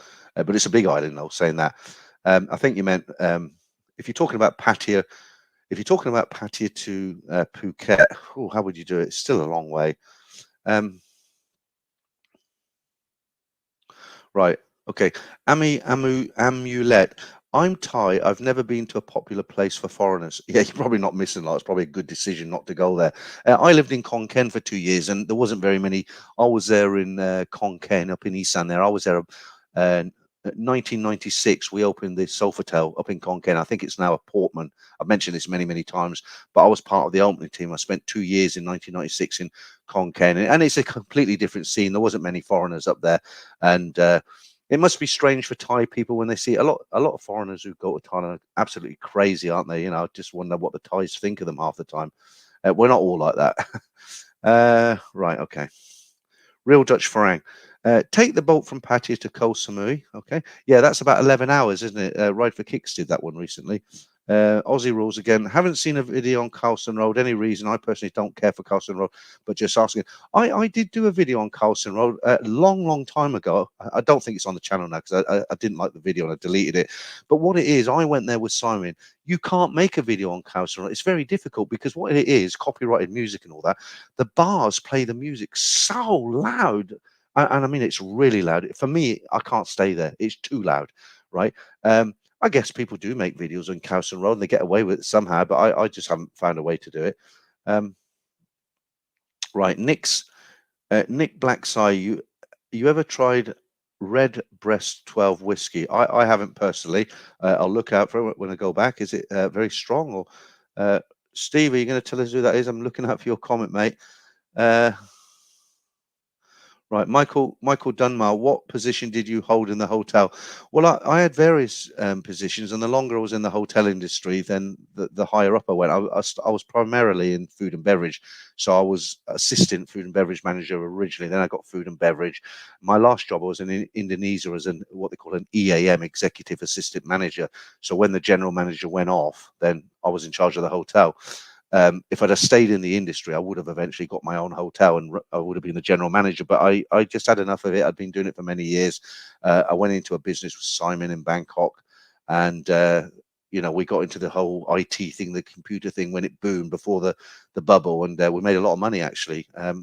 But I do miss the hotel trade. I had a lot of good times, but it's long hours abroad anyway. Right, Deke the Trucker, 472 in the room and only 22 likes. Give Peter a good send off and smash that like button. Well, I agree with that. Give it a little tickle. Right, good to see you in Deke. Okay, right, Martin Watson. Okay, I want to go to the pond at Camilla Beach. See Sean from Vlogging a Dead Horse. Kamala looks nice and reasonable. Yeah, I don't know him. I've never met him. I've watched a few of his videos. He gets about, doesn't he? He's a true vlogger. You know, he doesn't sit in his room, does he? Like me. Well, I get out there sometimes, but I mean, he's always out and about, isn't he?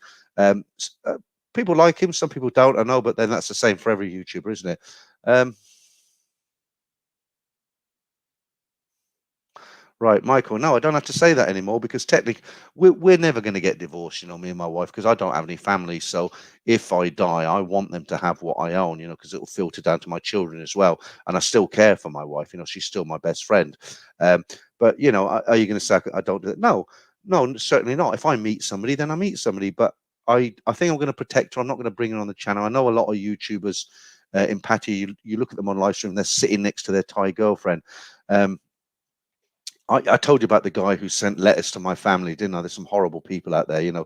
If you missed that one, I had a guy. He got my address off the internet because I used to have a few businesses, small businesses, you know. I wasn't hard to find, and he wrote letters to my family, basically saying I was screwing bar girls every night. I was keeping most of my money hidden from them in Thailand. They should go and see lawyers and, you know, make sure they get their share of the money and all that. I mean, my family laughed at them. He was a joker. I mean, on his second letter, he said, "Have you read my first letter?" And he hadn't even put his address in there. It was a typed out letter that was anonymous. I mean, the guy had balls the size of a pip. You know, I mean, who sends anonymous letters like that? But you got to But because of that, you have to protect people. You know, so I wouldn't, if I ever met anybody, I wouldn't do streams where I wouldn't put her in videos. You know, I've learned my lesson. You know, the thing is, I am genuinely a nice guy and I judge everybody on my own standards. And the problem is it bites you in the bum because not everybody is nice, you know, and people are nasty and people do horrible things, you know. So you just, you know, once bitten, twice shy, as they say. Right, Blue Trekker, you had your pilot's license in general aviation in Thailand, a big thing like you. It wasn't in Thailand. I had it in the UK. We have what you call NPPL. It's a National Private Pilot's License. It will run out because you need to do 12 hours within 2 years to keep it up and have a test every 2 years. It's still current till December, but it will run out. I won't renew it now. I can't renew it now. I got that in 1986. It took me a year to get it. I passed, I think it was 8 exams. You do like meteorology, technical stuff, aircraft performance, You have to learn about the weather. It's just quite a lot of exams. Took me about a year, and I did pass. And I had a lot of fun flying. There's nothing so thrilling as to get in a light aircraft and take somebody flying who's never been before, and you see them sitting next to you, like with anticipation. They're really frightened, what's going to happen. But the way I used to do it, I used to take off, do one round the airfield, and land within a couple of 5 minutes, right? And I used to say, "Are you okay? Do you want to get out, or do you want to carry on?" And once you'd done that first landing, they were like, "Yeah, that was all right. I was scared, but yeah, I enjoyed that. Okay, let's." And you go again. Then you can go off for half an hour, 45 minutes, and they're very comfortable. But it's that first initial takeoff. They don't think they're going to get back down again. So, like I say, the way I got around it is I take off, do a loop around the airfield, and land again, and say, "Do you want to get?" Some people did get out. They said, "Oh, I couldn't do that again." No, no, no. My wife was the worst. She always said she wouldn't fly with me. And one evening we were up at the airfield, old Second World War airfield, still had a mile of concrete on it, asphalt, and she was on the sideline because a lot of guys' wives were up there, and they all love flying. But my wife was shitting herself. She wouldn't go. She said, "I'll never get in with you." And I was doing circuits, taking off, landing, because it's a mile long runway, nothing to do with Thailand. I'll start finishing a minute. But all these women like, "Oh, you should go up with him. You should go up with him. It's great fun." And they persuaded her. She come running across the tarmac, got in, and I'm like, "Really?" I took off. She was shaking so much. She was like, "Get it down, get it down, get it down." She didn't open her eyes for the entire 5 minute flight. She had her hands, she's like this, shaking. She's literally shaking, saying, "Get it down." I said, "I can't get it down. There's no runway down there. Calm down, And she never flew with me again. But some people are like that. How did we get onto that subject? Um, Mike Braithwaite says James Bond had a pilot license. Yeah, the problem is I don't really mention it too much. It came out, didn't it? But I don't really tell people about it because they think you're bullshitting. They think, yeah, of course, yeah. I'm like a pattaya SAS man. Hi, I was in the SAS. You got a pilot's license? Sure, you have. Yeah. Pat Tai says Sukhumvit is very expensive. It is. It's a tourist area, and it is very. They're trying to claw back their money now. Okay. There's a lot of singers and film stars who did, actors who did pilot's license. You say, Gary Newman did a pilot's license. I never met him, no. But so did John Travolta. He was a big time pilot. He used to fly his own airliner. He had a parking spot at the end of his driveway. He flew some big, heavy stuff. Like Gabor says, I put my kid's name on everything so nobody gets a hands on it. Yeah. Look, the thing is, Gabor, I don't have any family at all now, and I've only got them. I haven't got them, if you know what I mean, but I have. I don't need to put their names on it because the thing is, I've made a will. I've paid a lawyer, solicitor to make a proper will, and I've basically said in there, when I kick my clogs, my wife gets everything, and I've left some things to my kids and all the rest of it. Well, what am I going to do if I don't leave it to somebody? Who should I leave it to? Franco? He had half my garage today. Franco did, or yesterday. I mean, that's the only reason. Yeah, and you're right. Put the name on it. Aussie rules. No name central. Lat Pro Union Malia. Okay, I don't know what that's about. Okay, Mark Halley, you're still talking about this YouTuber. I know it's not me because you're always in here, Mark. I would be offended if you said that about me. You said he is a complete helmet. Who are you talking about? I can't see any name. You really got me thinking now. If anybody knows who these guys are talking about, let me know because it's winding me up now. I want to know. 20 Rothmans, Reggie Voice. I've flown a bit, but it's a rich man's sport that's coming from a former yacht owner. Look, 20 Rothmans, I'm going to disagree with you on that one, and I'll tell you why. What I used to fly was actually, they're called microlights, or they're classed as ultralights, but they're not what you think them to be. They look like normal aircraft. The only reason they're microlights is because they weigh under 450 kilos, right? But you have a passenger next to you, you have a stick, it's got wings, it's got doors to get in and out of a cockpit. You wouldn't know the difference when it flies over. And it's £100 a month to hangar the aircraft. You can work on it yourself. It needs like an MOT once a year, but that costs probably £200-300. And once you got your license, it's the same as being the member of a golf club. It's probably more expensive than being the member of a golf club. Now, if you're talking about general aviation, GA as they call it, where you can't even work on the plane, then yeah, it does get expensive. Okay, Stephen Forex. Okay, I won't read out the name. So that's who you were talking about. I don't have an opinion on him actually. I've seen him. I mean, he gets about, doesn't he? He gets about. I have seen some videos where I've kind of like raised an eyebrow, but I'm not gonna I'm not gonna say anything. His content's interesting. Jabir, Harrison Ford is 80 years. He's still flying. Yeah, Harrison Ford. Yeah, of course. Um, okay, Steve. Thank you for letting me know. Anyway, right. Let me get some of these older ones. Christ, over an hour and a half already. It's funny, isn't it? The world we live in. I was this morning, waking up in my house that I own with my two kids and my wife, and I'm not there now. And tomorrow, here I am sitting in a hotel room, and tomorrow I'll be 6,000 miles away in my apartment in Bangkok. Strange, isn't it? Uh, yeah, I like that, Damien. We were joking about Franco getting his money out for the uh, for, for the burgers, because what it was, I said, Franco, I'm hungry, right? And Franco, I said, what do you want to eat? And he's like, oh, I'm all right, I'm all right. And I said, well, should we go Tesco's, get a roll? And then I thought, no, we'll go McDonald's. And Franco's on the driver's side, right? So of course, when you pull up to the window at McDonald's, he's going to have to pay, isn't he? Because he's sitting there. And it's a joke of Davies. He said when I told him about it, he said when he got his money out, his hands were shaking like a shitting dog. But he's not stingy, Franco. He's a good guy. Right. He's the only one who offered to take me down to the airport today. Right. And please remind me to put this little video up at the end when we finish, of the office today. Bill Dog Bill, hey mate, I've never been with a Korean chick, but would like to. What would you say the differences are between Korean and Thai women relationship wise? Well, I'd say one thing: they're very Korean women are very sophisticated. Actually, they are. They dress very very well. They've got style. Not putting the Thais down, but they're just different. As far as dating, I've not dated a Thai girl, so I don't know the difference really. But the closest I'd say Thai women are very much like Japanese women. They won't let you get away with sleeping with other women, but they're not if you come in late one night, they're not going to be questioning, say, where have you? I mean, I used to go down to patio with my friends. My wife was cool with it, and she'd go out with her friends. um yeah, I don't know what else to say really. I mean, when I was in Korea, it was in the 80s, so it was a little bit racist out there, but I believe it's not like that anymore. um okay, I didn't really answer that well, did I? But I don't really know, and I don't want to bullshit you to um right. Again, Aussie rules. Pat Thai, where are you? Okay, you talk to someone else. Nick's black eye. Time now to get an 18-year-old girlfriend. Yeah, but what would you talk to her about? Yeah, 18. I mean, yeah, I mean, what would you talk about? She'd want to talk about Korean pop, wouldn't she? What a famous band is, and I'll be talking about how I didn't get my insurance. Uh, oh, okay, yeah, I did miss the point.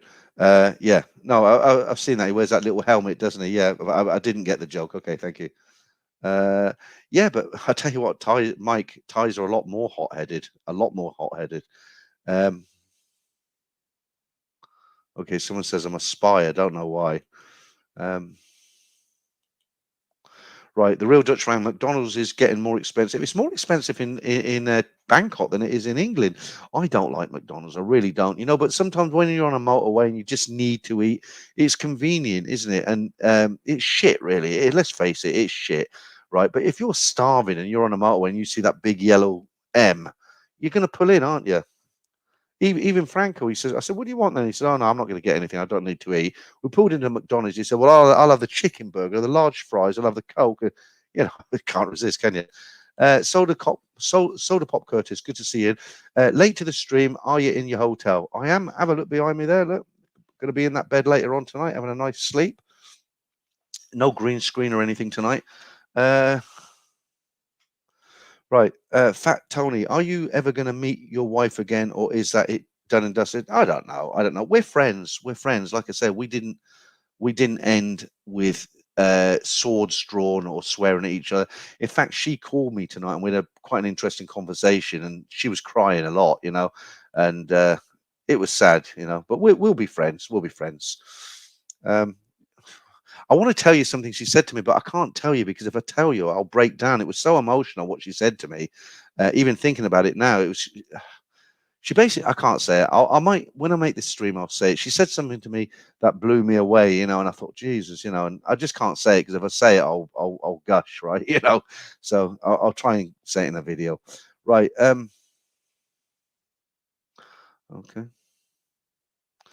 Um, Big Dog Bill. Hey mate, I've never. Oh, okay, I've read that out. I've not already. Let's get down to some of the new ones again. Right. Paul Pablo. Peter, been many times to Thailand, mainly Phuket. Holiday weather is the killer in Thailand. Humidity. Yeah, but that's the thing, Paul. When you go there on holiday, you don't get used to it, because even if you go there for a month, you don't get used to it. You do climatize. That doesn't mean you never feel the heat anymore, but you get used to it. You live with it, and you go out. And what happens is, I was in Thailand the last stunt for 5 months, and it took me 3 months till I was starting to climatize. And how do I know I was climatizing? Because in my apartment, I've got 2 rooms. I've got a lounge and I've got a bedroom and a kitchen, all the rest of it. But I've got primarily 2 rooms, a lounge and a kitchen. There's an aircon in each room. So what I used to do, I used to sleep with the aircon on in the bedroom, just leave the door open that much, but it was off in the lounge. Okay. And then in the morning, I'd get up, I'd turn it off in the bedroom, and I'd turn it on in the lounge. I'd make my coffee and I'd clean up and I'd, look at my comments and all the rest of it. Then I decide what I'm going to do. And I think, okay, I'll make a video today. I'm going to go back in the bedroom because that's where my setup is. And then I turn the aircon. But you know what? In the end, towards the end of the 5 months, I had to keep turning it off because I just felt so cold sitting in the aircon. And what I'd do, normally you'd have it on about 19, 20 when you sleep, the temperature, and I'd bring the temperature 25, 28. Well, the lowest it'll go is 32, and I had it on 32, and I had to keep switching off and switching on and switching off. And I know I've now climatized. Well, I probably unclimatized now. So you're climatized, and what you then go out and do is you go and buy 2 of those big stand-up fans, one for the lounge, one for the room. And when you get to that stage, you just put on a fan, and you don't need the aircon. You've now climatized. But what you're saying about the humidity, yeah, when you come from a European country or somewhere cool in America, something like that, you come through them airport doors and it's like, wow, it's like an oven, baking. Oh my God, it's sweating. And you walk down one soy and you're sweating like a rapist, right? Yeah, you're not used to it, I mean, but when you go out in it every day, and it's uncomfortable, it is, but you do get used to it. I'm not saying you don't sweat, but when you stay there for sort of 3 months plus, you ask anybody who lives out there, they go out about their business, they do things, but you've got to go out and walk about. You can't just stay in the aircon all the time. Um, 20 Rothmans, Thailand ban. Yes, I know you were on the LSAs, but I live in London. It's mongrel getting out. Whatever you feel bad about when you're doing, just consider it as an adventure in your life. Yeah, absolutely. And like I said earlier, it's not something new. I'm going to land in Thailand and go home. It's not like I'm going to find anything new, right? Mark Hanley said, "Are you talking to Clive?" I believe he is in the Philippines. Ellesmere. Peter, I wish you a good night. Nice. Have a good flight tomorrow. Yeah. Well, last live stream in the UK. What time is it now? Is it getting? Yeah, it's only 20 to 11.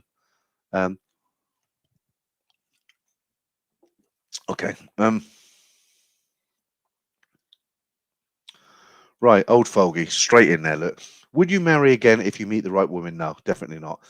For the only reason being is because I'm not going to divorce my wife, for reasons given earlier. And a lot of people who get married in Thailand, it's not actually a official wedding as far as recognized by the law. A lot of the Thais, because it costs money to get married. A lot of the Thais, they have the Buddhist ceremony. They go to the temple and they do the this, and they have the party, and they're considered man and wife. But legally, they're not. Because you've got to go through a government agency. However, they do it, right?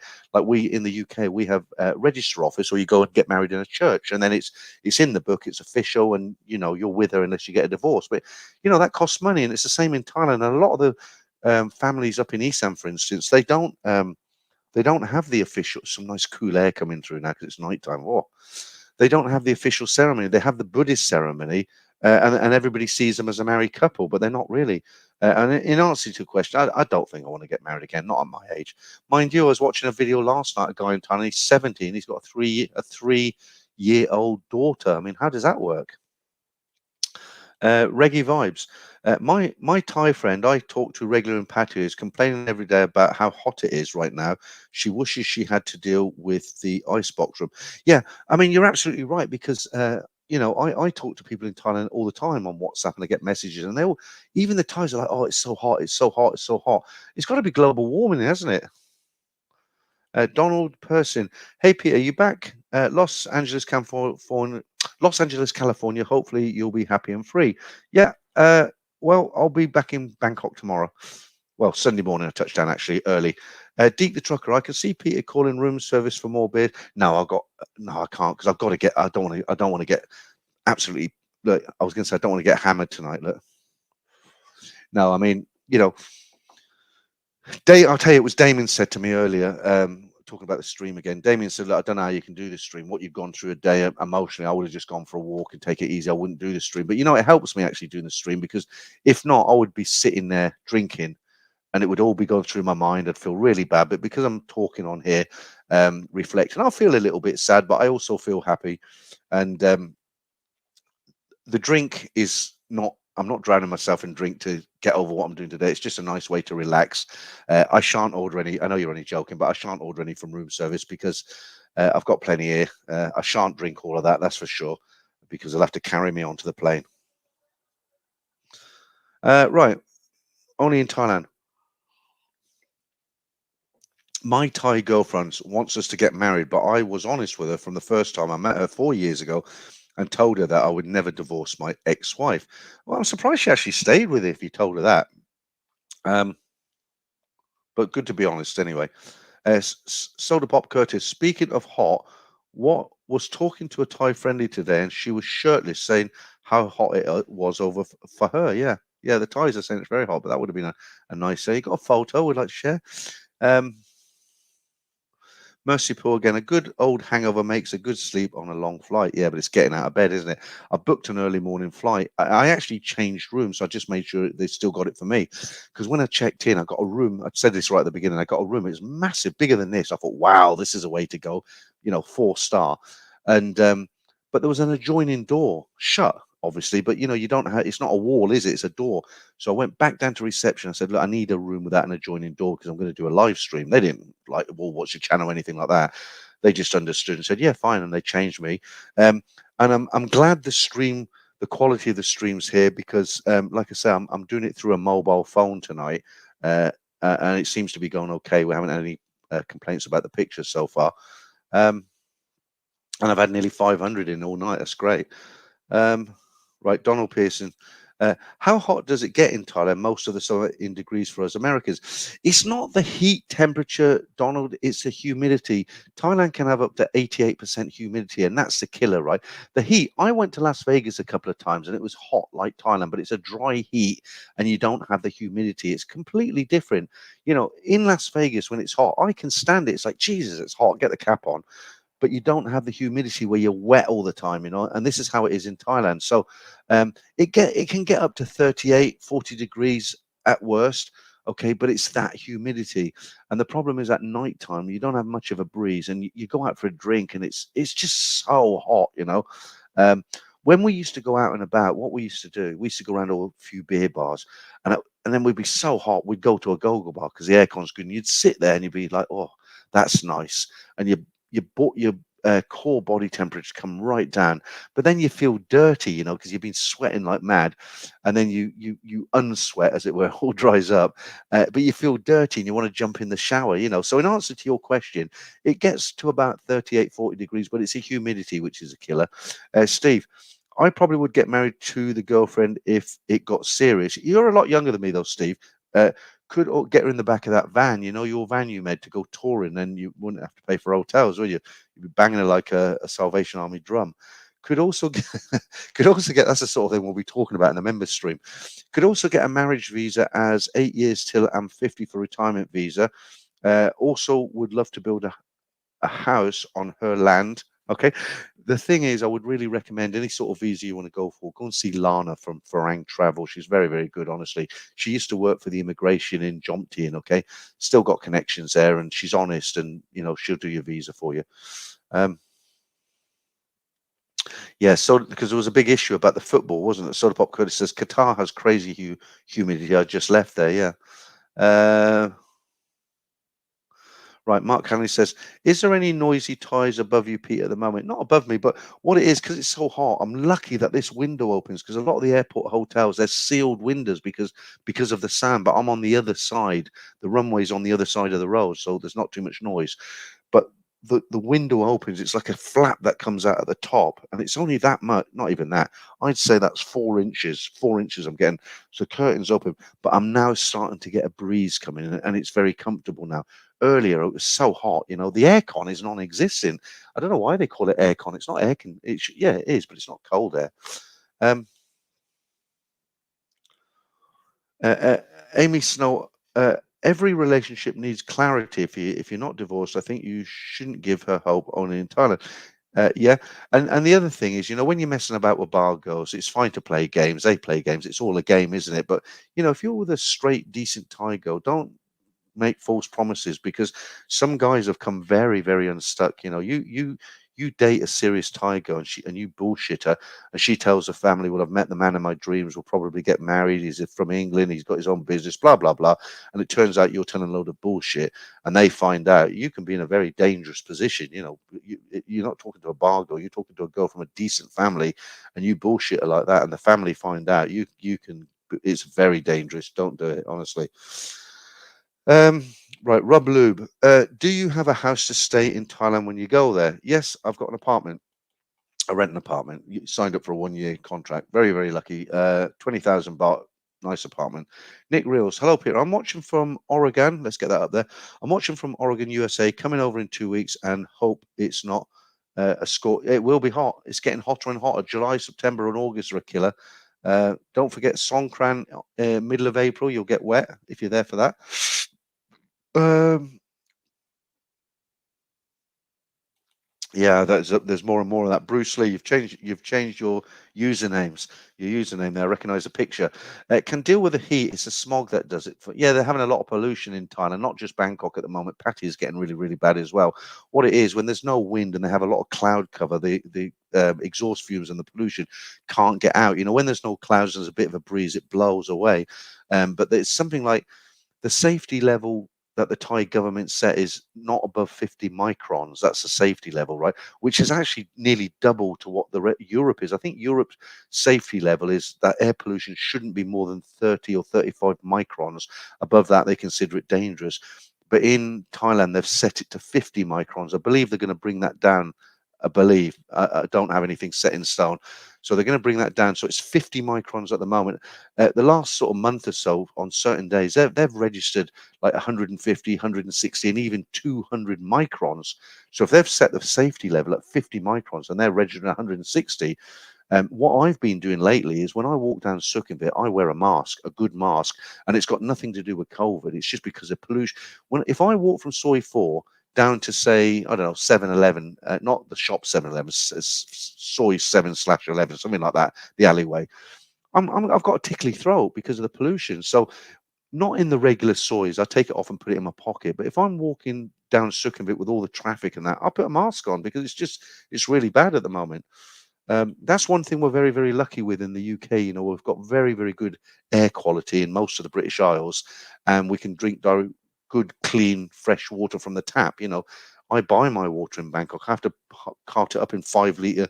It's only like £1, but I'll get through £10 a month in water that I have to buy. Um, yeah, is correct. Actually, Steve says it's pollution. It's not smog. Um,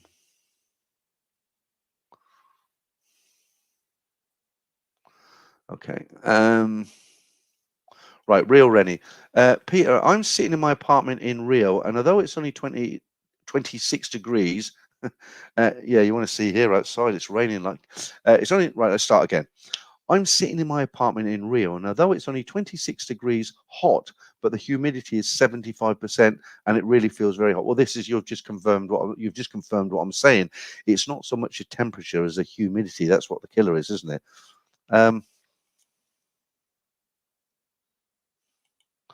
Right, you're saying, Richard, Peter, you're living the life of Riley. Good for you. I wouldn't say I'm living the life of Riley. I mean, but yeah, I'm in a good position, better than some. Okay, somebody drumming up for business here. Look, if you required a Thai interpreter, I'm freed after I turn from Sydney. I actually speak a fair bit of, that's very kind of you, thank you. I actually speak a fair bit of Thai. I wouldn't say I can hold very in-depth conversations, but I can get by. Like I'm a guy who's been out to Thailand for a lot of years. I've lived out there. I've been lazy. I've never kind of studied it, but obviously listening to it over the years, I've picked quite a bit of it up. I probably pronounce terrible pronunciations, but I can't think at the moment of a situation I'd be in where I would need a Thai interpreter. They've got some very good apps at the moment. I use Google Translate on conversation, and you can just put it down on a table and you can speak in English and it'll translate into any language you want. And the girl you're with, for instance, she can speak in her language and it will just translate it out. It's got a camera function on it. You can go into a supermarket and read it. It can, you point it at the food in Thai and it comes in English on your phone. Fantastic. Technology is fantastic. Mark Hanley said, Soy 7/1, where Eden Club was, wink, wink. Yeah, Eden, that was run by two French guys. You could only go up to the room if you were willing to take two girls at a time. That was their rule. You couldn't take one girl up there. That closed just before COVID. Not that I've ever been there. I've just heard. Right, I'm going to just grab a beer.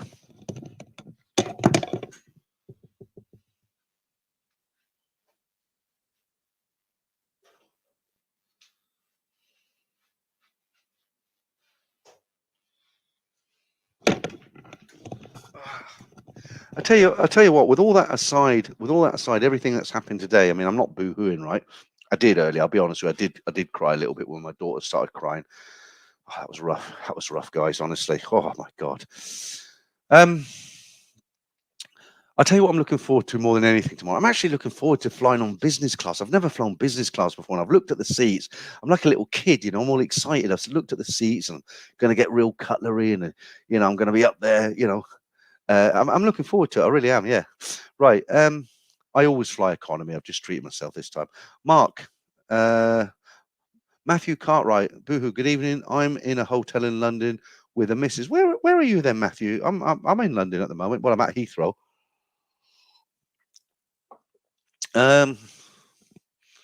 Okay, we're nearly there, guys. We're just coming up for the 2 hours. I'll keep it going for the 2 hours, and then I must remember. Look, if you're in here watching the stream, a lot of people. There's nearly 500 people in now. Immediately after I end this stream, give me 3 minutes, and I'm gonna. It's already uploaded. I'm just gonna release the video of the office that we were and the daisies and all the rest of it. I'll release that immediately after finishing the stream. And the stories I will release very early tomorrow. I'm going to keep the computer here, the PC, the laptop, and then as soon as I wake up, I'm going to release a Saturday story. So they'll be out like 7 o'clock in the morning, 7:30, say like that. I pre-recorded them obviously because I didn't want. I like to keep the stories going every Saturday. Amy Snow, I am an Isan woman. Okay, good. I was born in Konkan. Well, I worked there for 2 years. You must have heard me say that. But I'm a new generation. My family doesn't have the idea of finding a Western boyfriend for money. Husband and wife have to work. You got this. Okay, fair enough. Yeah, I mean, and it's not everybody, is it? It's not everybody. I mean, it's a lot of people think if you live in Isan, everybody's poor, but it's not. It's very vibrant up there, isn't it? There's 4 major cities in Isan. Like I said, I lived in Konkan for 2 years. It's better now than it was when I was there. But yeah, there's some very prosperous, rich cities up in Isan. It's not, I mean, that's what we talk about. It's just a small part of it. And what you'll find, a lot of guys assume that if they have a girlfriend, that girl will automatically want to go to their country, and they don't. Why would they want to leave Thailand and go to Europe? Some do, but most don't. Why? I mean, they've got their family is in Thailand. It's their country, the food, their friends. Why would they want to go abroad? Yeah, they might want to find a serious boyfriend. It doesn't matter whether he's a Thai or a foreigner, as long as he supports her. When I say support, I don't mean financially, but I mean supports her as a lifetime partner. She's got somebody to rely on when she gets old, she gets sick, vice versa, and all that. But most of them they don't want to leave Thailand. Right, Boulder Dan. Peter, can you tell me what is a starfish? I heard the term on another Thailand channel. If you're too busy to answer now, that's okay. It's not a case I'm too busy. I missed some of them. I've got to say, you're gonna have to read between the line. What a starfish is basically is when a guy takes a girl back to his hotel room for to talk to her, right? And they get involved in a certain act, and there's no participation from her. She basically lays like a starfish, right? You get it right. Okay, Soda Pop Curtis, very, very generous of you. Thank you. If this is your last one in the UK, here's to awesome times in Thailand. Thanks, Pia. Very generous super chat. Thank you, Soda Pop Curtis. I often see you in Ed Sweeney's stream. And I'm going to pull my finger out this time when I get there because I wasn't lazy. So like some people said, oh, you got a bit lazy when you went to Thailand. The content wasn't so much there, but the stories were there every week. The the live streams were there, but I could have done more. But frankly speaking, I was just in a sort of funny place at that time. I knew what was coming. I was drinking far too much. I was on my own, and you know, it was just I was getting over a mountain, as it were, and I'm over it now. I'm at the bottom, so I've crossed that finish line now. You have to cross the finish line to finish the race, as I said before, and I've been looking at that finish line for such a long time now, so close but yet so far. Corny, I know, but true. And I've literally just crossed over that finish line now. So I've closed that chapter in my life, and I'm now moving on to greener pastures. Matthew Cartwright, can you do a review of your business? Yeah, I mean, you're coming late, Matthew. I discussed this already. I am going to film it. Other people have done it. I've not done it. But what I'll do, I can't go through immigration and film all the immigration officers. They'll bloody bang me up, won't they? But what I'll do, when I go on the flight, I'll walk down with the camera. I'll film the ladies, which they won't like. I'll film my seat and all what's available, and I'll just tell you what I think of it. It should be good. Okay, only in Thailand. Amy Snow, I've read that one out. Okay. I hope you were satisfied with my explanation there. Well, not explanation, but my thoughts on your comment. Yeah, Donald, thank you for that. I certainly hope so. I think your content is going to be interesting and fresh. Now you don't have to worry. I did have a lot on my mind. I'm not looking for sympathy or, I don't expect people to feel sorry for me. But it's that it wasn't as bad as I thought it was going to be. It was that anticipation. I was thinking, will my house go through? Will the buyers drop? I had buyers drop out, right? This was a third lot, and you're thinking, are they going to go through? Are they going to get their mortgage? Are they going to? And it's that constant worry. We didn't exchange until yesterday, right? So you think, well, is it going to go through tomorrow? And when you get that phone call, congratulations, you've completed. It's like a stone gets taken from you, or you're drowning and somebody passes you a life raft, a stick, Boulder Dan, thanks for that. Perfect answer, Peter. Thank you. Great. I'm glad you were satisfied with that. Yeah, so I'll still have them on my mind, but I've got to kind of sweep it aside now and say, come on, Peter, you're in Thailand. You got a YouTube channel, do your stuff and get on with it. Yeah, okay. I just give it to Franco the other day. It's great, isn't it, Franco? Google Translate. I was going to stop now, 2 hours. I'll go for a little bit longer. Might as well get sloshed on stream on. I think we're sloshed already. I actually don't feel like drinking too much today. All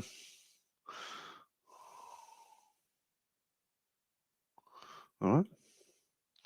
Sometimes I read these and I don't know what you guys are talking about. Yeah, Deep the Truck, yeah, absolutely. And don't forget, right, I'm not just saying this. If any of you guys, when you come out to Bangkok, I live there. I can't entertain every single person that comes across. And I certainly am not going to do Gogo Bars till 4 or 5 in the morning. Those days have long gone. I want to get out of bed and I want to make, I want to film. But, if you drop down into Bangkok for a few days and you want to meet up, you've got my contact details. If I'm busy, I'll let you know. But I've met a lot of people in Pattaya, Bangkok. Jason, who was in the stream, I met him. We've become good friends. Sean, Damon. I never knew Damon. I never met him in my life before, but we're good friends. Franco, I never knew Franco before I had a YouTube channel. He lives around the corner from me. So I meet people. I've met a couple of dickheads, not many. I won't go say this again. Last week I told you about this. Here's 100 baht for your lunch and all that. But yeah, most of the guys I meet out there, they're very nice guys. They're like, they'll phone up, do you want to meet up for lunch or something? And I'll go and have a lunch with them. I don't expect them to pay for me. And most of them I do get on with them. So if you come out to Thailand and you want to hook up, you want to meet up, something like that, then yeah, absolutely. But if you just want to pick my brains, I know when people are picking my brains. If you meet me and you start firing questions at me, I'll send you to the consultation link on my website. Meeting up for a beer is a bit different to offering lots of free advice. Right, Stephen, Peter will be arriving in a month or so. I'll be happy to shout you a meal. Maxim value. Well, I'll tell you what, if you like a good Ruby Murray, a good curry, Stephen, I'll take you round the corner to that place I was telling you about. I mean, it's not like going into an Indian restaurant. It's so elaborate, with all the nice gold dish. It's a bit of a spit and a sawdust place, but it's cheap, it's tasty, it's good. You'll enjoy it if you like Indian food. But yeah, definitely. I live off Sukhumvit. I'm very close. I'm not going to tell you exactly where I live because there are nutters, as you know, but very close to the station at BT Nana. Um,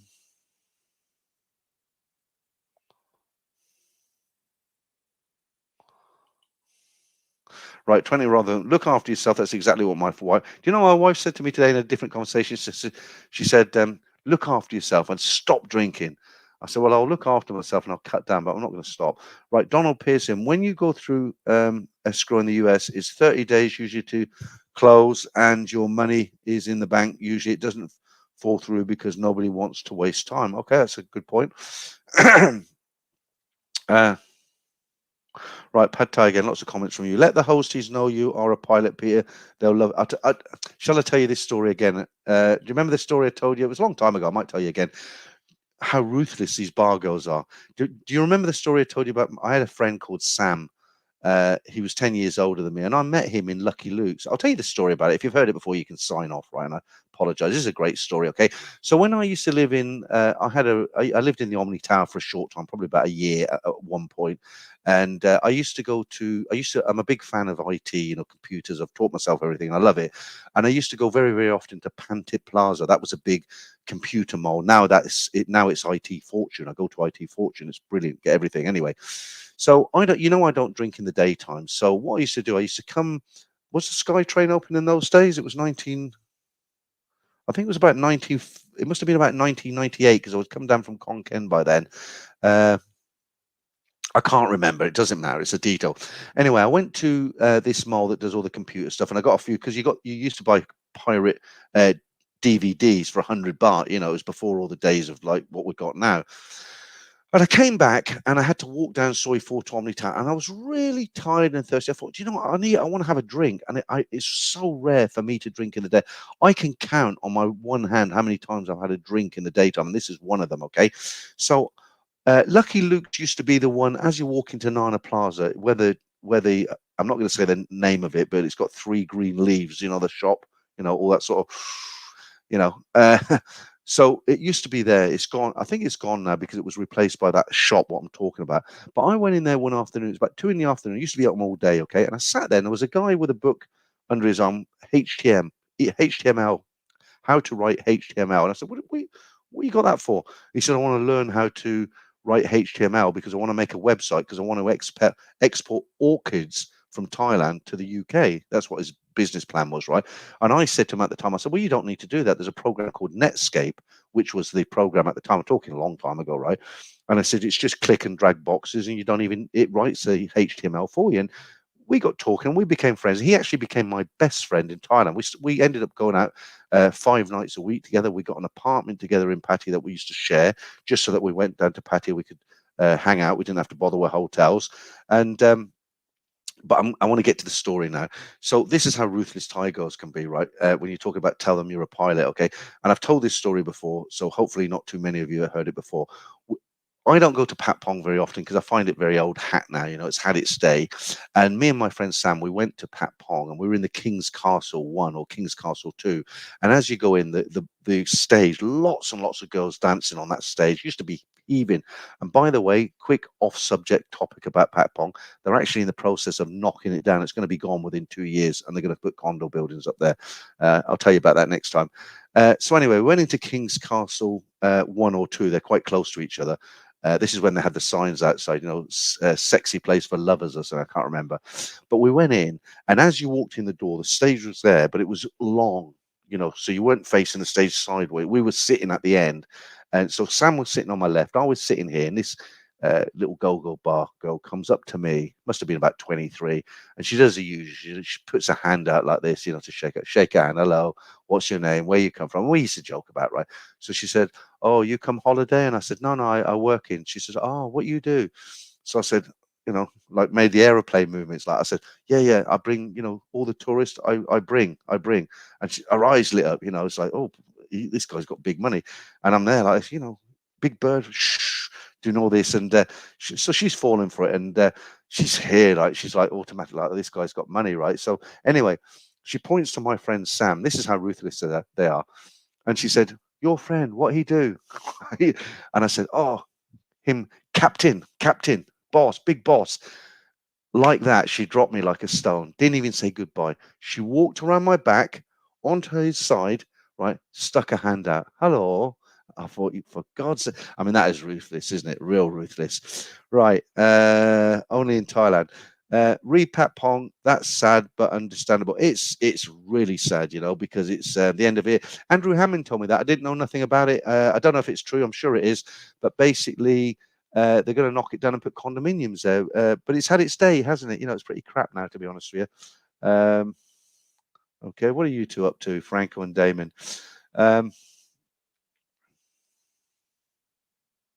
Yeah, I will do. It's Andrew Hammond's Real World. Can you give us a link? He hasn't got a lot of subscribers at the moment. He's got about 300 subscribers, but he's had some terrible luck recently. He's a budget traveler, and his eyes swollen up on him, and he's missed flights, and he's oh.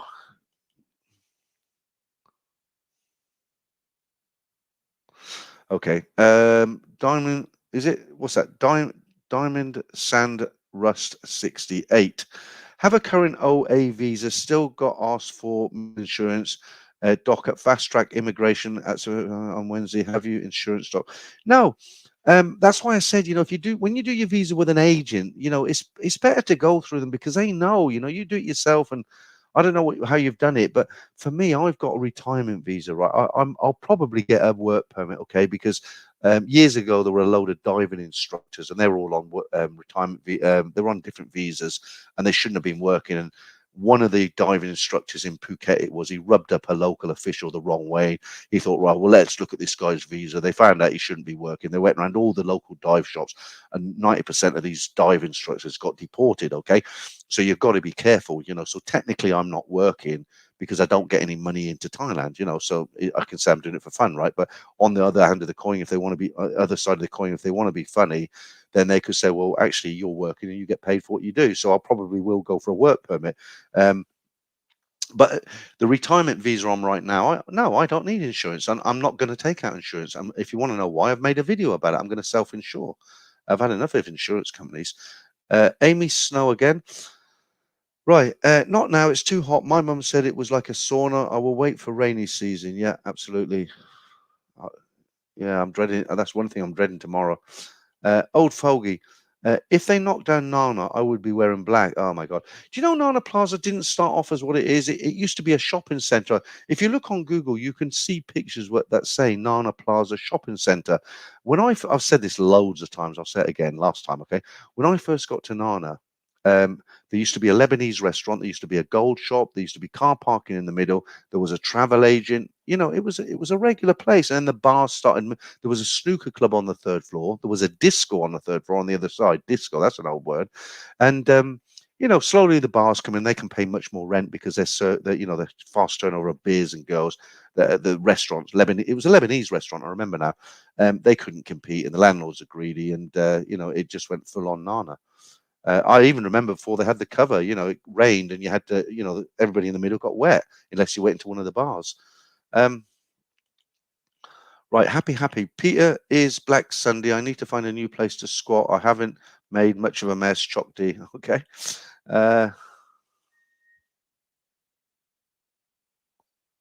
Right. 1 year retirement, multiple entry visa. First time I've asked. Yeah. Look, if you're going, I've got a video on the channel. It's called How to Stay in Thailand. The picture is a girl massaging another Thai girl, and it's got a Thai flag on the thumbnail. And I explain about Lana and where she is and how you can find her. You go and see her, tell her what you want. She'll just basically do it for you for a fee. Okay. Franco De Rosa thanks for moderating. Great job. Okay. Rick E. Does UK impose an exit tax on your investments if you're on a retirement visa in Thailand? I don't think so. I haven't heard about that, but I don't earn enough money to really, I transfer over 5,000 at a time anyway. I don't know where you'd find out that information. I'd like to answer that in a bit better way. Does UK impose an exit tax on investments if you are on a retirement visa in Thailand? I don't know. My honest answer, hands up, I don't know. Um, I don't know where you could find that information out either. I'm sure there's people in Thailand who could help you. Um, Jack Daniels, what's the going price of a go-go lady at Nana these days? Uh, Bar fine, you're looking anywhere up to 1,400 baht, 800 to 1,400 baht. The girl will ask you for 3,000 baht. You'll probably buy her a couple of drinks before you go out at 250 baht a hit. It's expensive. It's very, very expensive. Bernie, how you doing? I did mention you earlier, right at the beginning. Just join the chat and enjoying the current topics, Peter. What's your flight status? Flying out tomorrow, Bernie, lunchtime. I dare say there's one or two guys in here who might be flying out lunchtime tomorrow. I'll probably bump into in the airport. But yeah, good to see you, Bernie. But I did mention you at the beginning, or close to the beginning. Gabor, disco takes me back to the late 70s and 80s when I was young. I used to love discos, maybe when I was a bit younger. A lot younger.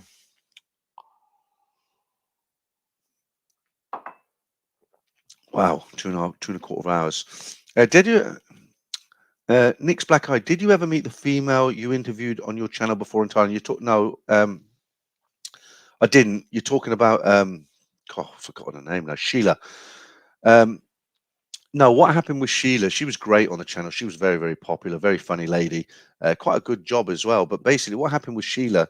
She went out to meet her girlfriend Mint in Thailand, young Thai girl. Mint came into the stream actually, only about 24, Thai girl, and what the plan was, they were down in the south and they were coming up to Bangkok, and we were due to meet. And Sheila and me, I don't know about Mint, but Sheila and me were going to do a live stream together outside somewhere, and it was all planned to do. And then out of the blue, Sheila's grandmother took very, very seriously ill, so Sheila stopped everything here, dropped her plans, and then she went out to she had to go back to Scotland where she comes from, basically. And then she did her grandmother died. She buried her, and then some time passed, and I contacted her and said, "Look, Sheila, I'm going to start doing these member streams. It'd be great if I could get you in." She says, "Well, actually, I'm going out to Thailand now, right now, but I'm helping Mint with her studies. She's studying, and she's going to be doing a lot of exams. So we won't be out and about. We won't be doing anything. It's just a case of eating, doing what she does after eating, and studying, and I won't be going and seeing anybody." So it didn't happen. I hope it will happen one day. It'd be nice to do a stream here with Sheila. She's a very, very nice girl and funny, and people liked her. They took to her. I'm sure it will happen one day, but not this time. And it didn't happen that time, unfortunately. And like I say, Sheila's grandmother did eventually pass away. Boohoo, Rick E. Canada taxes the air we breathe. Yeah, absolutely. Right, let's try and get some of these I've missed.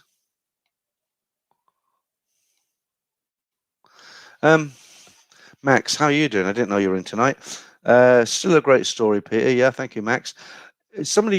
I often get asked what's my favorite story or my favorite little story that I tell like these. I think my favorite story has to be the German guy who said to the girl, "I'll give you a week. I'll pay you. I'll be your sponsor, and you're my girlfriend, but I'm not going to do it for you to sit in your room. You need to get a job." And she supposedly got a job in 7-Eleven. Do you remember that? So funny, but it just again it shows you how dedicated they are to their their business, as it were. Very clever. Okay. And if enough people wants to hear that story again, I'll tell it. At least 5 people need to say, "Yeah, tell it again," because I think everybody's heard that story now. Oh. Right, I'm trying to find some questions here. Brian, how you doing? Have you had any jabs, not COVID ones? No, Brian, I never have any. When you come to Thailand, you're supposed to have all these jabs, aren't you, for malaria and I don't know, all this stuff. I've never ever had any jabs. I don't know. I've never caught anything, not along the way. Anyway, I've had 4 COVID jabs, but nothing else. I've been lucky, I guess. Gabor again says, like twice a month, close to you, 6 to 10 people in common place. All right. Donald, I heard Thailand has rubies for sale in the south. Maybe do a video on the mines and how they get them and go to the market where they sell them. I heard it was the south of Thailand. That's a lot of effort to make a video, isn't it? We'll see. We'll see. Right. Nicholas says, I'll catch up in December, Peter. I'll be there for 3 months in Bangkok. maybe longer. Yeah, definitely. We go and have lunch, have a walk in the park like Jason did. Um, I've mentioned this before, Gabor. It's just not me. Trevor in Pattaya, he does these bar crawls, where there's like 40, 50 guys go around drinking, and he organises all this sort of stuff. But I believe it or not, you'll laugh when I say this, but I'm actually a little bit shy. Talking to a camera like this or talking to one guy, it's not a problem. But for me to organise a meetup and have 10 guys or 20 guys, and I'm the man, as it were, taking around the bars, it's just not me. I can't do it. I haven't got that personality to be able to do it. Someone like Trevor's very good at it. That's what he does. He organises bar crawls and everything. But I'll meet anybody, and his girlfriend. But to organise a get together, and I don't think I could do it. Actually. Um, okay, Amy, Thai lady. Some families are still conservative. They don't understand Western culture. I probably can't answer you all. I haven't been to Thailand for 5 years, only in Thailand. Yeah, okay. I've always thought, I hate it when foreigners behave really badly, in front of Thais. It's embarrassing, even though it's not you doing it. If I'm in, if I see a bunch of like young guys pissed and shouting and singing down the street and just being dicks, I find it embarrassing, because what happens, Thai people look at them guys, say they know they're from England or America, wherever, and then they've made a judgment, haven't they? It's like, oh, this is English people. Look how they are, I just don't like it. Um, Damon, did you want me to pick you up in a real Range Rover tomorrow morning to departures? Yeah, well, it's only over there, 10 minutes away. Um,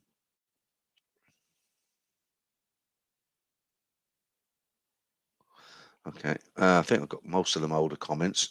Mark Hanley says, I'd meet Be More Ron, mad and likable at the same time. Don't know him. Don't know him. That name came up before, actually. Franco, where are you? Bowl bikini fun, not anymore. You just walk through, right? What you saying there? That's why okay. I won't mention it, but I'll put it up there. Okay. Yeah, thank you, Joe. Very, very kind of you to say so. Um, Nick, you're in. I wonder where you were. Are you going to visit Laos and Cambodia? It's not for a long time, I don't think. I've already been to Cambodia. It didn't do a lot for me, to be honest. I liked visiting the sort of cultural side of Cambodia. I didn't think much of this sort of nightlife scene. Yeah, Laos. I'll tell you where there's two places I really want to visit, because I've traveled all around the world, all around Southeast Asia, everywhere. The two places I haven't been to that I'd really like to go to is, one is Laos, and the other place is Vietnam. And I'd like to do some, when I'm in Vietnam. I just don't want to go to like bar areas and come back. I want to go and visit, some good sites to see. I will do bar stuff and that, but they're two countries I'll definitely go to. Um, Michael DiCaprio, thank you. No, you don't.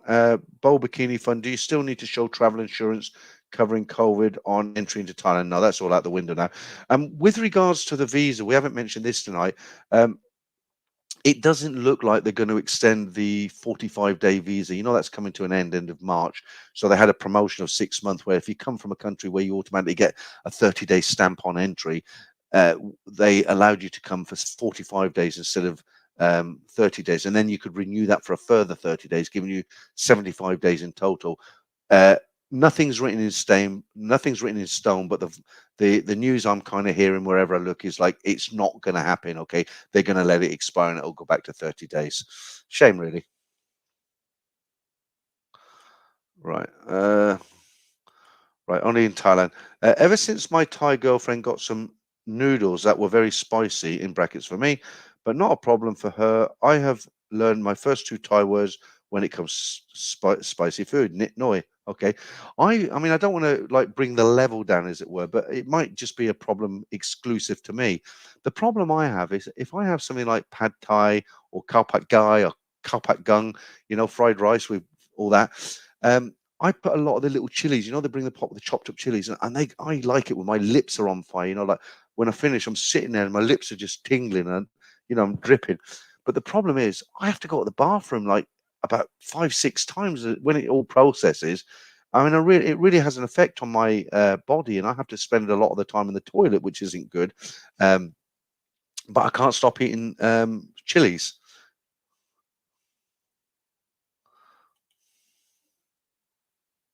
Hanoi is fantastic. Okay, George, what did you think of a story that I read out recently? Um, okay, let's. I'm nearly there, guys. Look, I've got to get up early. I've been gone for 2.5 hours. I plan to go for 1.5 hours. I'll come back and do a few more comments. Let me do this Manga minute again from 2 weeks ago, so that we end on a positive note. If you don't know what's happened, you come into the stream later. I mean, basically, what's happened is my wife and myself have now separated on friendly terms. My younger daughter has gone to live with my wife. There's no animosity. We're all friends, but I'm now single. I'm still married, but I'm basically single, if you know what I mean. I'm in a hotel at Heathrow. I'm flying to Bangkok tomorrow, back to my apartment. I have no ties. No, I will have ties, lots of ties. No, I've got no kind of commitments or anything, so I will be full time in Thailand. It's been a very emotionally stressful day for me today, like it would be for anybody going through the same thing. It could be worse for other people, but it's done and dusted now. The house has gone. We've had our money. They're set up. They're happy. I'm here in a hotel room. I'm going tomorrow. I've done it. It's been a long time coming. And what else can I say? You know, Thailand bound. Here we come.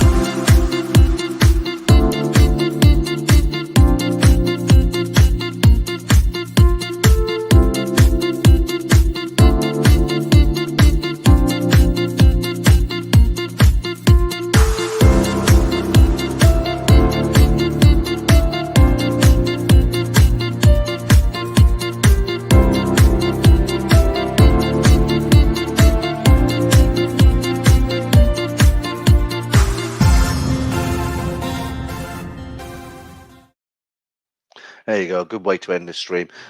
Look, thanks to all you guys who have reminded me to release this video now. I've made a video of my office and the daisy patch in full situ and emptied. It took me a week and a half to film it, although it's only 5 minutes long. It's been up for the 70 people have watched it already, members obviously, because they can watch it. As soon as I finish this, I'm going to release it because it's uploaded already. I just need to say release to everybody. World Traveller, thank you for that, mate. Probably the last super chat of the night. Very kind of you. Safe travels, Peter. Living in Bangkok is like a dream for me. Okay, maybe I'll meet up with you there one day. And thanks for that super chat. Yeah, so it's a 5-minute video. It's already uploaded. So all I've got to do is click a button, say release it to everybody. Now, if you should get a notification. Now, if you don't get a notification saying that I've released this video, then you need to click the bell icon. That's a horrible, every time you watch a YouTube video, it's like, don't forget to click the bell icon, subscribe. I hate all that. But you do have to literally click that bell icon to get a notification. Let me just take a few more comments. We'll take it. Oh, it's 2.5 hours now. I've got to sleep, really. A couple more. Well, do you know what? I'm going business class. I'm going to have a bed, aren't I? And I've been saying to everybody, well, I won't sleep because it's daytime. But, maybe as long as I can get up in the morning, I mean, I plan to go to sleep at 12, have 7 hours sleep. But, I've got to do a bit more on the PC. If I get 5 hours, what does it matter? I've got a 12-hour flight with a bed, right? Yeah, thanks to everybody who's saying have a safe flight. Bernie. Right, I'll be in that. I've been promoting the curry place tonight. You know where we had a meal, Bernie? It was good, wasn't it? You loved it. I've been promoting it like hell, not because I get anything from it, but I just think it's great. Do you know what? I think I'm going to go there for a meal tomorrow. Well, Sunday. Uh, Peter, all of us wish you and Thailand Bad all the very best with a new chapter in your life. Well, it's with the support from everybody on this channel. You know, I'm nearly up to 50,000 subscribers now, which is it's really unbelievable for me. When I started, a 60-year-old guy sitting in a, you'll see where I was sitting, you know, telling all these stories, and the stories will be out early tomorrow morning. I'm really happy with it. Thank you, Javier. Nicholas, thank you. Nick's Blackside, business class is great. Should be an enjoyable flight. Yeah, absolutely. You know what? Tomorrow might be one of those days I make an exception in my life and drink in the daytime. And, you know, I've always said I don't drink in the daytime because that's the one thing that stops me becoming a hardcore alcoholic and dying of cirrhosis of the liver, right? But tomorrow is a special day and I can sleep on that aircraft and I'll be served champagne, right? While the cattle's getting on in the back, right? I'm the cattle, really. I'm just like in, you know, a wolf in sheep's clothing. Or is it? Yeah. But you know, when I get on, I'll be drinking. They'll offer me a champagne. So why should I turn it down? You know, I don't drink in the day, but I can sleep. So yeah, I'm going to have that glass of champagne, and I'm going to go for it. Why not? Richard Woolley, I'm off to Thailand next week. Have a good one, Peter. Yeah. Nicholas, thanks for everything, Peter. Yeah. Nick S, good luck on your new adventure. I'll enjoy watching it. Yeah, thank you. Derek, thanks. Peter, catch you on the other side. Good. Yeah, on the other side. Good luck, Peter, in your new life in Thailand. Then take the champagne. Well, they give it free, don't they? I can see me getting into Bangkok airport leathered and getting turned down. Um, Thank you, Rob. Have a safe flight and a great new first life. Yeah, it doesn't really feel like it's a big deal. It's not like, oh well, that part of my life's gone and here's this part of the life, because I was living there for 5 months. I've come back. It was only been 3 weeks here. They're all set up. They're all happy. All the money's been dispersed mostly to them. We're all in a good position, and it doesn't feel like it just feels the same, really. You know, maybe in 6 months. Daughters are coming out in November. Um, right, Damon. Have a great flight tomorrow, Peter. Look forward to yourself, mate. Call you in the morning before takeoff. All regard, yeah, about probably 11 o'clock will be good, Damon. I'll be, you know, but I know you're not working tomorrow. You are working, Peter. Thank you, Peter. How you doing? Peter took me for lunch in Soy 8. We had a very nice lunch. Nice guy, Peter. I wish you all the best in your new chapter in life. Yeah, okay. Thanks, Peter, and I appreciate the drinky there, the little drinky poos. Donna Pearson, when your legs and feet start blowing up, you've been drinking too much. Mine have been doing this for the last 5 years. How big do they go? Do you know what I used to do when I fly? You know, I am aware of like sitting in a seat for 12 hours, especially in economy. You know, like I say, last time I came back, I had the worst flight of my life, screaming baby next to me. Then they moved me next to the toilets where people kept nudging me.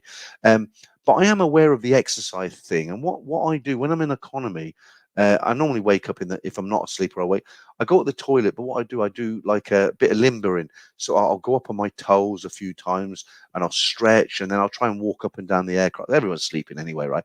Walk up and down the aircraft, stand up on my toes, you know, wiggle my fingers, you know, just keep the blood going. You should do a bit of exercise, right? I'm not Dr. Berg by a long chalk, but just, you know, important. Right. Nicholas, thanks, Franco, for keeping the chat. Okay, clean. Yeah. I've noticed the last few weeks we haven't had too many trolls in, did we? I went through a period where I was getting a lot of trolls and people would call me all sorts of names, but you know, it's been okay at the moment. Apart from the guy who said I was promoting my channel by talking about my family, but he's probably the guy who sent the anonymous letters into my family. Right, David, you will not oversleep in the bed in business class on the plane, as the flight stewardesses will wake you up. Now, I was talking about in this bed behind me because, you know, I'm still, you know, right? I'll tell you what I've got to do, guys. I'm not saying this as an excuse, because I have had a lot of stress the last year, a lot of worry, you know, worried about them, taking care of them, worried about myself. And it is an excuse in a way, but I've put on weight, right? Look, you know, you can see my chubby chops there. Look, and what I want to do, I want to be a mean, clean fighting machine, loving machine. No, seriously, I've got to lose some weight. I've put some weight on, and I don't like it. It's not because I want to be Mr. Handsome Man, but it's just I just don't like looking like this, you know. And I might do a video and, you know, every month do a weigh-in, you know. Right, okay. people coming in a bit late there. Tiny Merc Gaming, travel safe, Peter. I'm in Koh Samui next Friday. I love the heat. All the best. You know what? I've only ever been to Koh Samui once, and it was in 1992, and there was nothing there. A few beach chalets. That was it. Chris, you still here, Chris? Don't miss your flight. Get reception to give you. Yeah, I've already done that, Chris. 7 o'clock. I've got a wake up call at 7 o'clock, and the hopper bus comes at supposedly 8:15. It is a funny story. Well, it isn't funny. So I'm in a hotel at Heathrow. Terminal 2 is literally, I'd say, if to drive to the roundabout, you know where the plane is, the Emirates plane, just before the tunnel, right? From here, I'm on Bath Road, right? So from here to there is literally 5 minutes, okay? And then you go on that roundabout, you go under the tunnel, you come up, Terminal 2. How long is it? 10 minutes? I said to the girl, I said, if the bus is full, because I've got a large suitcase, because I'm, taking out the kitchen sinks in there. I said to the girl, very attractive lady downstairs, a few of them actually. I said, if I have to call a taxi, can I get a taxi from here? She says, yeah, and they won't charge you more than £25. And I'm like, £25? I'm not going to Stansted. It's only over the road. And she was laughing. I said, no, look, I said, I am actually shocked, genuinely sad. I said, £25? And she said, yeah. Well, yeah. And I was like, I said, I'd rather walk. Okay, look, Perbit, good luck, Peter. Have a safe flight. Thanks. Do you know what, guys? You've been really, really generous tonight. Everybody loves money, and I'm not going to pretend I don't like getting super chats, because that would be bullshit. But you have, it's my last stream in England tonight. I'm heading off tomorrow, and I've got a lot of super chats. I'm really impressed with that, and I'm happy about it. And I'm not an e-beggar, but who doesn't like a few pounds for some drinks? So thanks to all you guys who've done that. We're still going strong. 1 hour, 2 hours. How long have we gone? 2 hours 37. I've got to wrap up soon, guys. Richard, Peter, have a great safe flight. Try the Mile High Club. That'd be good, wouldn't it? I'd like to try the Mile High. Single man Mile High Club. I don't think anybody'd have me. Nicholas says, remember, Peter, you will get on the plane first being business class. Yeah. And they actually put a red cross on your bag so that it comes out first. And that's why you get the glass of champagne, because you go on first. It takes time for everybody else to get on. So they give you the champagne and the bag of peanuts. Thank you, Glenn.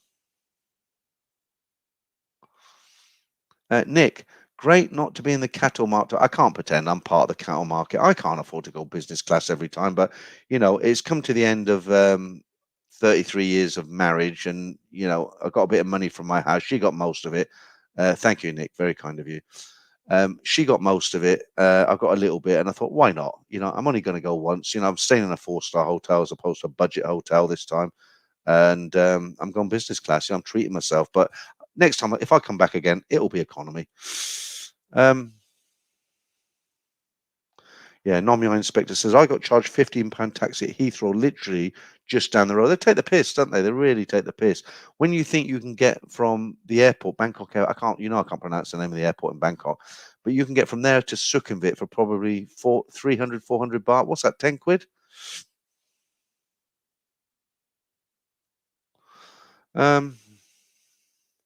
Right. Steve, how are you doing?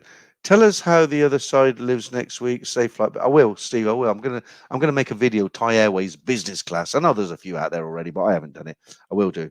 Rumble, thank you for that. Yeah, cheers. Tony Watson. Thai Airways is definitely Terminal 2. Yeah, they are. They are. Walk in right down to the end on the right where the little bar is there. Where are we? Yeah. Okay. Right, guys. That's it. It's 2 hours 35 minutes. I've drank too much whiskey. I've got to get up real early in the morning. This time tomorrow, I shall be in the land of smiles. I'm looking forward to it. Right, who do I thank? I've got to say, firstly, thank you to Franco and Damien, the two moderators in the back, keep making sure everybody behaves themselves. Thank you, big thank you, really, to everybody who's done those super chats. It's not about that, but you've been very, very generous, very kind, and I do sincerely, hand on heart, appreciate it. You work hard for your money. You pass it over to me. Thank you. Okay. Thank you to everybody who joined as a member as well. It's good to have a lot of members because we're going to do the member streams. It is growing quite rapidly now. And thank you for everybody who supported me along this long journey. Thank you for everybody who's been in the stream. I'll catch you on the other side. Slurring a bit now. I'll catch you on the other side. So until next time, thanks, and that's it.